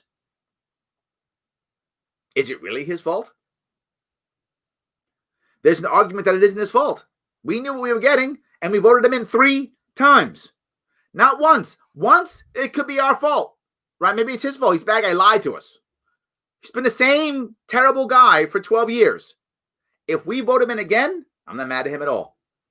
That's New York's fault, without question. No way around it. If we vote him in again, that's our fault. So I hope I'm kind of bouncing around a bit, but I hope that made sense at least. So we don't want to pick red or blue status. Yes, Paul, that's correct. Yes, I don't want to go back to that. Yes. I hate the big spending of Democrats and Republicans. Yes, absolutely. More debt. I guess we don't have enough. Yes, 100%. Yes. So, all right. I don't remember the era of mandatory mask wearing. Which of the old ways was that? Nice. Shelley, nice. Yes, good one. Yes, absolutely. Yeah, I don't know if I remember that either. But a lot of this stuff, it drives a lot of you crazy. It drives me crazy too. If you're looking for a way to handle some of that craziness, some of that anxiety, maybe sleep problems, listen to this. Larry Sharpe, host of the Sharpe Way here. Look, are you dealing with some anxiety, some stress, maybe some pain from hustling during this tough time? If you think a CBD product might help you relieve some of that anxiety or pain, head on over to grownselection.com. Check them out. High quality, top rated, libertarian owned. Looking for creams, powders, oils, whatever is going to make your health better. Check them out. Make a purchase. Put in Sharpe Way 20. Get 20% off. They're our sponsor. Support us. Support your health. GrownSelection.com. That guy's right. Absolutely. So anyway, guys, I don't necessarily agree. It's the Democratic Party's fault for picking Cuomo. Maybe, but aren't we, as we accept all the edicts that he creates, where he can basically crush all of the opposition, is it our fault? Maybe. I might. Okay. Maybe. All right. Okay, Larry, I'm a white man, 64. One neighbor is a black man, my best friend. One neighbor is a white man. A loser that I don't like. Am I a racist? Not sure where that's going. But if we want to talk about, are you a racist? I have no idea, right? Do you not like the man because he's white or because he's black? Then I would say yes, if that's the reason. But if you don't like the man because you think he's a loser or he does something that makes you angry or something, I would say no. But there's also something else. And since you brought it up, I'll bring it up. Since you brought it up, I don't often talk about race here, but I do sometimes. I'm not afraid of the subject at all. So you brought it up, so I will bring it up. There are many levels of racism, if that makes any sense. The problem is most Americans see, when they hear racist, they hear guy who wants to lynch a black guy or kill someone who's Jewish or insert bad thing here, deport someone who looks Hispanic in their view, right? We think about that as a racist guy wearing a hood. Clearly, that kind of racism is bad. Clearly, most people would say that's bad racism, and we shouldn't have that. It's a terrible thing. But it's not necessarily against the Constitution, in my view, not necessarily just feeling that, thinking that. But I would say that's racist. Most people would agree that is racist. If you think you should kill people because of their race, I think most people would say you're racist. But the problem is because that kind of racism is really, really rare in America. It does exist. I don't want to, I know a guy. I'm sure there's a guy, right, or a gal, I shouldn't be sexist in that one, guy or a gal who does believe that. They exist. That kind of racism does exist. It's just a minuscule part of the American population. The vast, vast, vast majority of Americans do not think, let's go kill people of this ethnic background. The vast majority don't believe that at all. But that's what we think of when we think of racist, which means when you say someone, well, that's racist or he's a racist, then we assume that. Shame on the left for using racist that way. It's a terrible way to use that word. What you should say is something like, oh, did you say that thing that someone could feel was racist? You might say, that's kind of biased or unfair, because that's what it probably is, right? If you go, that's a black guy, I bet he likes basketball. If I go, you're a racist. Oh my God, that's horrible. First of all, he probably does like basketball. Just saying he probably does. But even if he doesn't or does, you saying it, that doesn't mean you're a racist. Does that mean maybe that was an unfair statement or maybe that was biased? Yeah, maybe. Maybe it was. Doesn't make you a racist. But people will use that term because it was based upon race. So because you have a neighbor who's black, or white or whatever, does it make you racist? Not at all. If you were to say, Larry, we should kill that guy because he's black. Yep, you're racist, if that's what you would say. Or we should throw that guy in jail because he's black. Yep, racist. But I don't think you're that guy. I don't think you'd be watching this show if you were that guy. But is it possible that we all have said things that are racist? Yes, 100%. Me too. Guilty as charged. So have most people, even people who are black or of color, or they say things that are racist. But I don't want to say that, because once I say, that's racist, now I've insulted you. Versus saying, that's kind of biased. You really want to say that about a guy because he's black and likes basketball? What would you say? You probably go, yeah, maybe he does. Who knows? And all of a sudden, it's a conversation now. Racism, whatever that is, bias, bigotry, has to be conversation. It goes back to the idea of, make racists afraid again or whatever. No. Intent is different than impact, and both should be seen differently, right? And that's a big difference.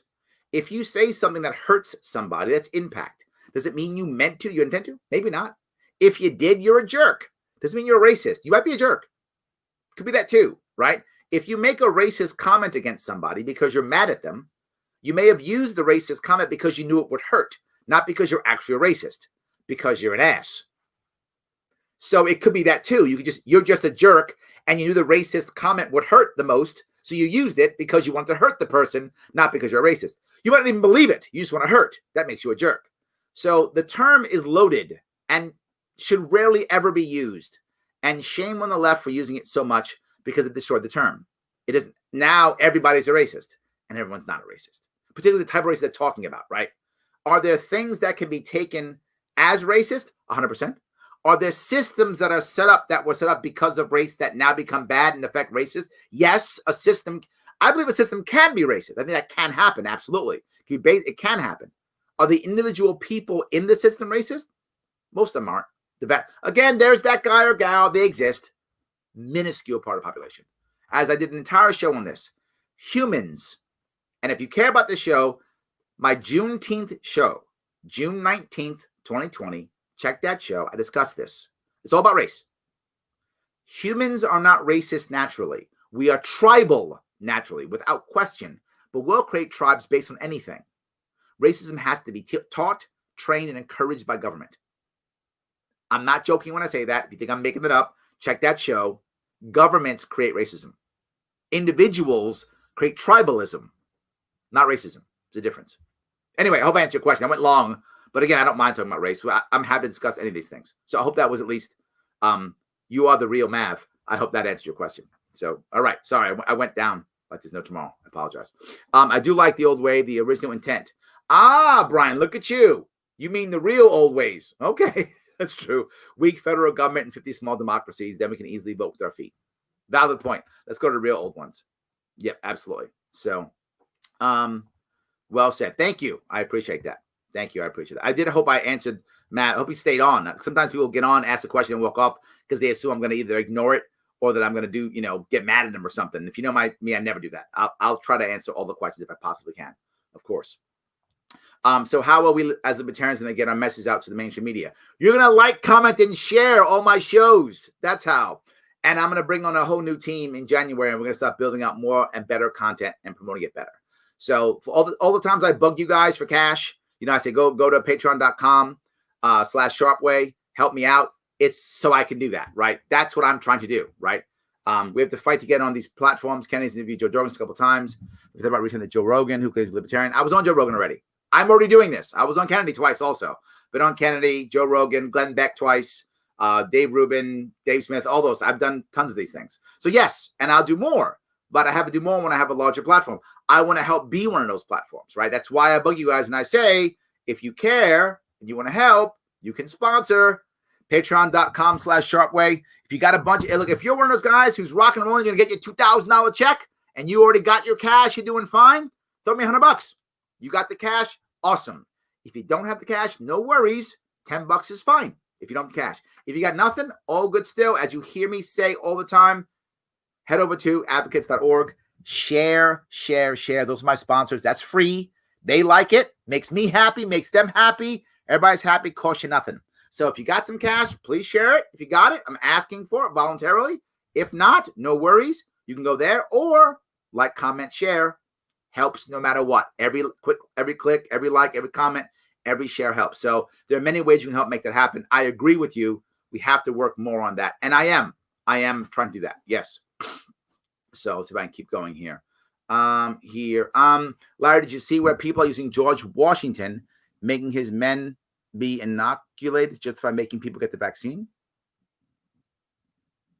And then I'm interested in the history of that and the history of vaccines. And saying that George Washington made his men get inoculated.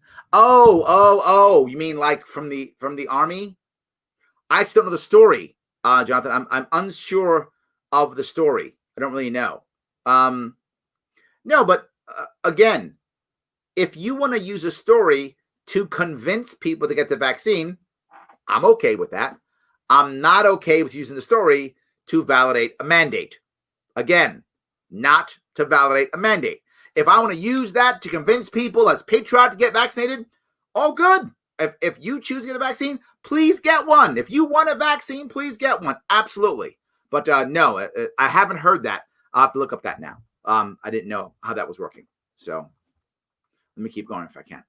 All righty. I do appreciate what you were talking about, by the way. So yes. Rogan has had libertarians on in the past, even Larry. Yes, absolutely. Stossel was on Stossel also. If you guys want to check it out, I have absolutely done Stossel too. So I've done a lot of these. I haven't done them recently because I haven't been running for office, right? When I was running for governor, I did all those shows.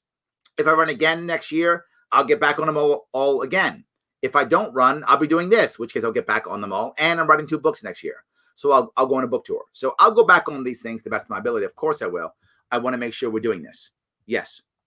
It's easy to attack people that we label as bad, 100%, particularly when we dehumanize them. When they're what I call the one-word story, right? They're not people. They're this word. And then, well, fine. It's just this word. Who cares? Absolutely. So let's see if I can grab this. It exists a lot more than you may realize. You should return to Alabama and Mississippi.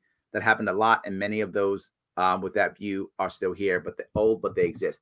Yeah, it's a valid point. Steve, you bring up a very valid point that I sometimes overlook, and I've overlooked this often with the gay and lesbian issues too, right? Trans also. I really have overlooked this. It's a problem. It's a short-sightedness I have to really get because I live in New York City, and in New York City, you being gay or trans or lesbian, nobody cares here. That battle in New York City is already over. Like, it's already won, right? I know people will tell me, no, there's still fun. relative to what it was, nothing. I mean, the amount of people who my kids, and this is going to sound, for some of you don't live in New York, this may sound crazy. I brought my kids over. One of our family friends is a gay couple, 2 men. And we will spend at least once a year. This year we didn't because of COVID, but at least one time every year we spend some time at a party over their home, over their house. I brought my daughters there. I didn't even have to give them the talk. It didn't matter. They were like, oh, who are they? Okay, they're so-and-so. Yeah, my oldest already knew. Oh, they're married. Okay, they're married. Done. That's it. There's no conversation to be had. It's whatever. They're family friends. Nobody cares. It's not a thing. But that's not true in many places in this country. And I have to realize that sometimes. When I talk to people part of the LGBT or the GSM, gender and sexual minorities community, I don't always understand that where that person lives may not be the way it is where I live, right? Where I live, it's not an issue. And to your point, Steve, where I live, there's almost no one who thinks that way. But you're right. There are parts of the country where more people think that way. And I actually had someone in the Marine Corps when I was in the Marines, this is in the 80s, who was literally a card-carrying member of the KKK, had the card in his wallet, like he was a card-carrying member. And, that existed. And we still worked together. And I treated him like anyone else. Some of the people of color weren't happy about that. I wasn't happy about it either. But I knew I had to work with him. He's part of my platoon. I was a platoon sergeant. I got to work with him, right? We have to. So I did. And we had very good relations, right? I think I became one of the good ones. I think I became that for him, which that's progress. That's what I would say. And the odds of him being violent went down. Doesn't mean he won't be violent, but the odds went down. So I think you're right. I should be better realizing that the whole world isn't my world. Thank you for showing me that I was protecting myself and others. Thank you for the comment. I appreciate it. So let's see if I can keep going. Don't forget, people, not everything is racist. Sometimes an asshole is just an asshole. That was my point. Yes, sometimes people use the race card just to hurt. They're not actually racist. They just know that will hurt, so they use it. Right?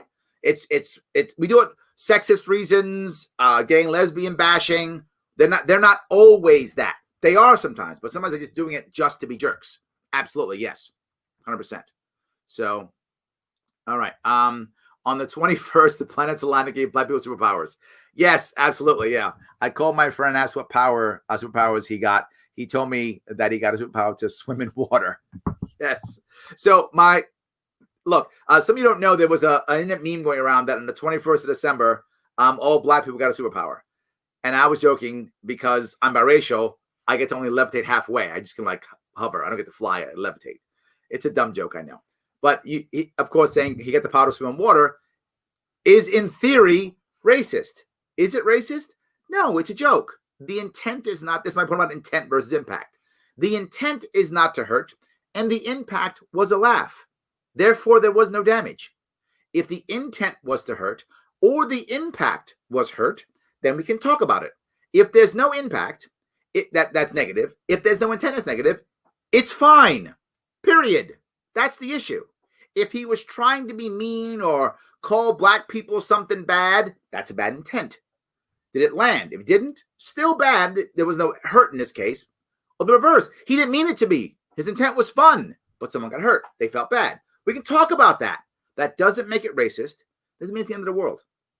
If intent and impact were both negative, that's a problem. That's the issue. And that's why I was talking about those two. Thank you for that. That's I'm glad you said that. Yes. All right. He said that his best friends with the black neighbor, but cannot send the white neighbor. Yeah, and my point, Shelly, is I don't really care which side Mav was on. If it was because the black neighbor was cool and the white neighbor was a jerk, that's not racist. If he's like, I hate white people, then he's a racist, right? I mean, that's what it is, right? Is it because of the race, or is the guy just a cool guy or a jerk? It's fine. Some people are jerks.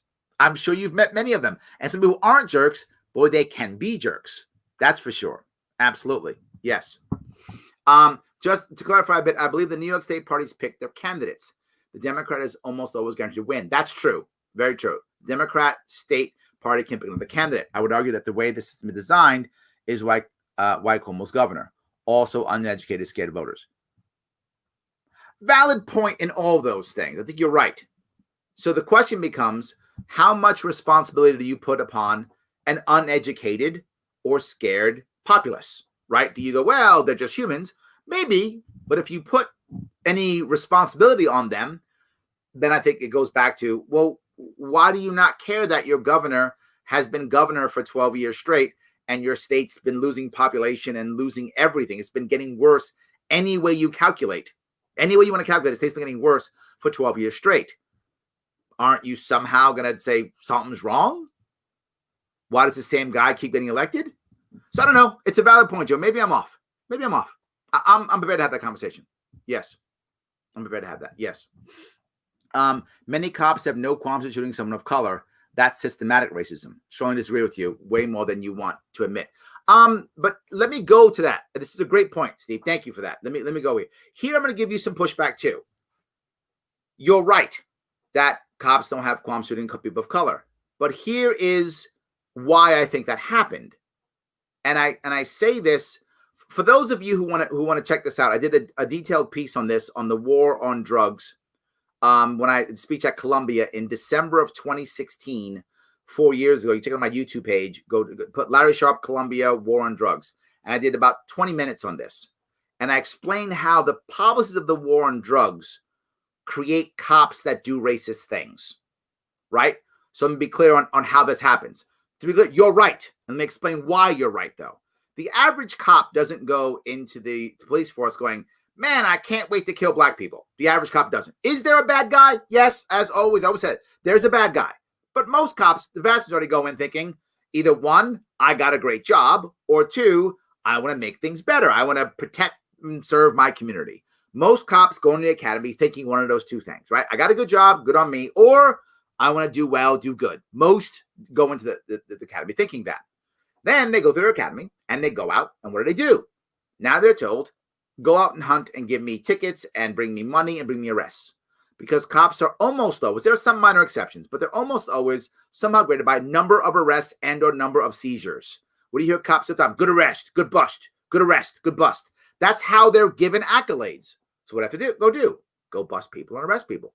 That's what the job is, right? The job actually isn't keeping the peace for most cops. Some sheriffs, that's true, but most cops, that's not true. Their job is to arrest people. It's their job. So they get accolades for that. So go arrest people. Well, if your job is to arrest people and bust people, and now you have the war on drugs, which says you now have to gather data and money, not data, you have to gather resources and money to pay for the war on drugs, to pay for your own equipment, to pay for your own job. That's civil asset forfeiture. So now you have to actually start busting and taking cash. Well, where do you hunt for that? And this is since the 80s, by the way. This is not a new phenomenon. Since the 80s, where do you hunt? Well, you hunt in poor communities, brown, black, immigrant communities. It's where you hunt. So most of the people, so that gal joins the force, goes in thinking, I'm going to be a great guy, I'm going to fix things, life's going to be good. And then they spend the next 10 years hunting in poor brown and black communities. That's what they do. So all of a sudden, after 7 years being in the force, 6 of those years hunting in brown and black communities, everyone you're arresting is brown or black. Everyone you're putting in jail is brown or black. Everyone that you see as bad is brown or black. What do you start thinking? They're bad. Of course you do. So the system encourages racism. It does by default. That cop wasn't thinking that when they showed up. They are now. Of course they are. Were they predisposed to that because of their culture? Yes, because they saw the TV show Cops, right? They watch movies where all the black guy's always the bad guy, always the drug dealer. Yeah, they watch, they're predisposed. Now this proved it. So now if he was a racist cop, now he's a monster. If he wasn't a racist cop, now he's prejudiced for sure, bigoted, if not racist. And if he was the opposite, he was the most kumbaya cop in the world, he either leaves the force or now he's apathetic. That's because of the system. That's what I call systematic racism. Right? The system created a place where now, because of the environment, the cops are now acting a certain way. How do you know that? Because black cops shoot black people too. That's why. Because Asian cops shoot black people. Because Hispanic cops shoot black people. That's why. It's hard for me to believe that black people came into the force going, can't wait to kill black people. Hard to believe that. There are many police forces who have gone out of their way thinking the answer was diversity. That's the answer. Hire more black and brown cops. And they do that. And what happens? They still shoot black people. Because the system is broken. That's the problem. The system is broken. That's what I call systematic racism, right? You create that environment with the war on drugs, with civil asset forfeiture. Get rid of those two. Watch over time the idea of black people getting shot going down. I'm not joking. You might think, oh, no, that's the deal. Do those two things, and over time that will happen because they'll stop hunting there. You can't hunt in neighborhoods that are wealthy. One, they don't carry cash, so there's nothing to seize. Two, they have lawyers. Three, they know the police force. They know the mayor and the governor, and they vote and they give money to campaigns. You can't hunt there. That's not going to work well at all. So you hunt in poor communities, usually of color. So I'm agreeing with you on what you're saying. I'm changing how I see systematic racism in that regard. You can change the system, which will change how people act. So I hope that was clear. Even if you disagree, please, Steve, please keep listening and please keep staying. Just my view, my opinion only. Yes. All right. Let's see if I can grab a couple of these. I didn't hear that piece already. Yep, you nailed it. Okay, so I won. I'm winning. Thank you. Yeah, I appreciate that. Yes, absolutely. Good. All right. Let's see if I can keep going now. I can profoundly tell you that people who were arrested by my nephew wrote letters to my family saying they were never mistreated by him, and he showed them nothing but respect. Yes, this means that being mistreated and disrespected. This means that being mistreated and disrespected must be a thing. Yeah, I think people do it, right? You set up a system to where people act that way. Yes, absolutely. 100%. Yes. Problem is, there's a long history of racially profiling in America. I think there is history of that too. I think, again, this is the entire system that creates it, right? You want to begin to back that off and change how things work, right? Absolutely. Totally correct. Yes, thank you. All right, see if I can keep going. Where if I can go here. No good to be of color going into a medical establishment. I'm not sure what that means. You got to help me on that one. I'm not sure what that one means, Matthew. You should be able to smoke onions. Thank you. Onions and cigarettes instead of probably own business. I say onions, yes, because cigarettes have more reason to be illegal due to health effects. Yeah, I actually agree with you on this. But again, there has to be transparency, right? There has to be transparency. Meaning, if I'm going to make this an example in New York City is you can smoke indoors if it's a humidor, right? If it's a cigar, store, right? I think you can smoke inside. Well, clearly, if you're going in a cigar tobacco store, there's going to be tobacco in it, right? So as long as there's transparency, I actually think you're right? I would rather them have a restaurant that says, you can smoke in our restaurant, should be there. So if you're afraid of secondhand smoke, don't go to that restaurant. Don't go. You're afraid of secondhand smoke. Don't go. No worries whatsoever. I do think that should be okay. As long as we are transparent. My black neighbor is a good person who treats me well, and we help each other all the time. My white neighbor is someone who just uses everyone and digs. There we go. Yes, absolutely. So that's my point. Then that's absolutely not racist. Of course not. Yes, absolutely not racist. Absolutely. It's very good. Thank you for that, Matt. You actually made my night. That's actually very funny. Yes. It's very funny. Thank you. All right. This generation is far less bigoted than generations before them. I think that's also true, bigoted. However, they do prejudge as much as anybody. It's just a different level, right? The idea of most youngsters going, that guy is bad because he's Hispanic or black or Asian. I think there's less of that. But they do say things like, oh, that guy's a liberal or conservative, or that guy listens to this music, or that guy watches this TV show. Then there is a lot of that too. There's a lot of prejudging, I think. There is a lot of that, right? Us versus them. Are you in my clique or not? There's a lot of that, Shelley. But I think, right, bigoted, not as much. The youth have fallen far more back to the tribalism aspect than they have of the racism aspect. I think that part's true. I mean, you can have 3 or 4 people, 5 people together of all different, ethnic backgrounds, still hate the other, whoever, the other is, right? I think you can have that. Absolutely. So, all right. I heard him on my local radio driving to a job the other day. I'm I'm not sure what that is. Is that me that you're? I actually was on the radio. I do a show on WYSL in Western New York twice a week, noon Tuesdays and Thursdays. If you got, now we'll be doing it tomorrow, noon on Thursday. Absolutely, yes. Great point of view on systematic racism. Just like most new recruits in the military. Yes, I was one of them. It's a trained system and extremely hard to change that culture from the bottom or new recruit. It must be changed from the top and middle leadership. This is why you hear me always talk not about, the cops standing up, but the police chiefs standing up, but the sheriffs standing up. And many sheriffs are. I want to give sheriffs credit. A lot of sheriffs are standing up. But when a sheriff, stands up, then all of a sudden the juniors, deputies, and the law enforcement go, you know what? Maybe I can stand up too. My sheriff is. When the police chief is stepping up, now the cop on a beat can go, yeah, I wanted to step up, but I don't want to lose my job when everyone's losing jobs because of COVID, right? I don't want to do that. It's hard to ask him. And you might go, well, yeah, but he's still doing bad things. He's still human and didn't walk into this job trying to be a bad guy. So it's just hard to figure out, right? It's hard. So I agree with you. Yes, it is definitely the same thing. I was a Marine for 7 years.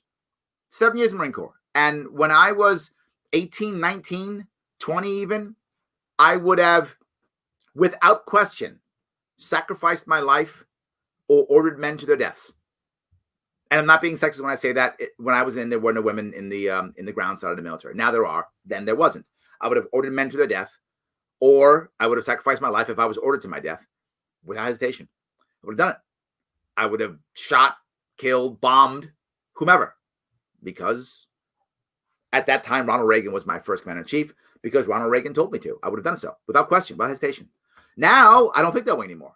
But I was a 17-year-old recruit trained to do exactly that. And I did. I speak of this all the time, right? All the time. People are affected by their systems. That was the system I was in. I was affected by it. Of course. I'm not above this stuff. I talk about it, but I'm in it too. Right? I try to create a better environment for myself so I can be better. That's why I try to create a better environment so I can be better. Many of the reasons people may ask this, I'm very open about my history. I'm very open about my feelings. I'm very open about my flaws. I'm very open about this every day. Why am I so open? It creates an environment to where I can't hide things. I know that. So it's tough for me to not be transparent. So if I'm going to talk this trash about you all being transparent, which I do, it means I have to be transparent. So I create an environment that makes it very hard for me to be transparent, to not be transparent. I make an environment where it's hard for me to not be transparent. That's the point. I create an environment that I can get the best out of me. That's what I'm trying to do. I would hope we all do.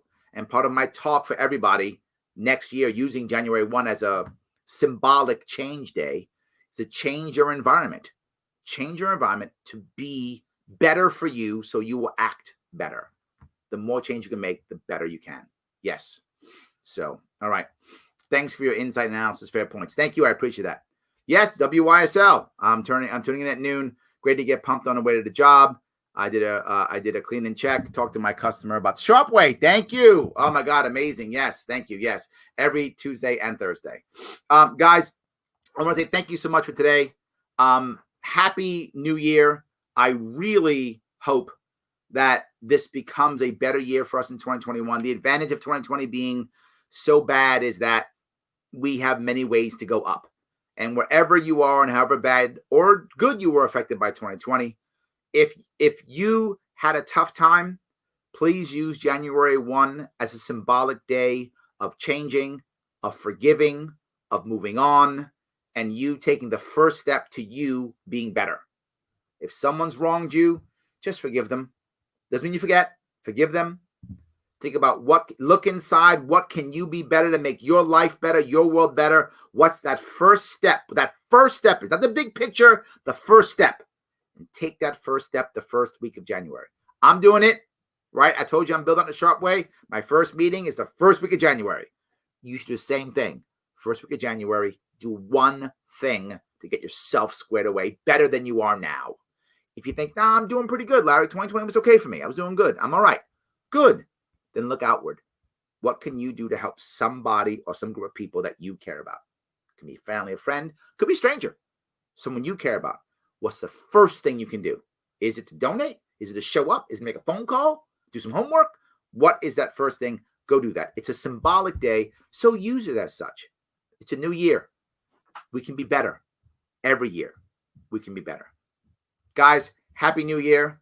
I will see you all next year in about 3-4 days. I will see you then. Have a great night. Have a Happy New Year.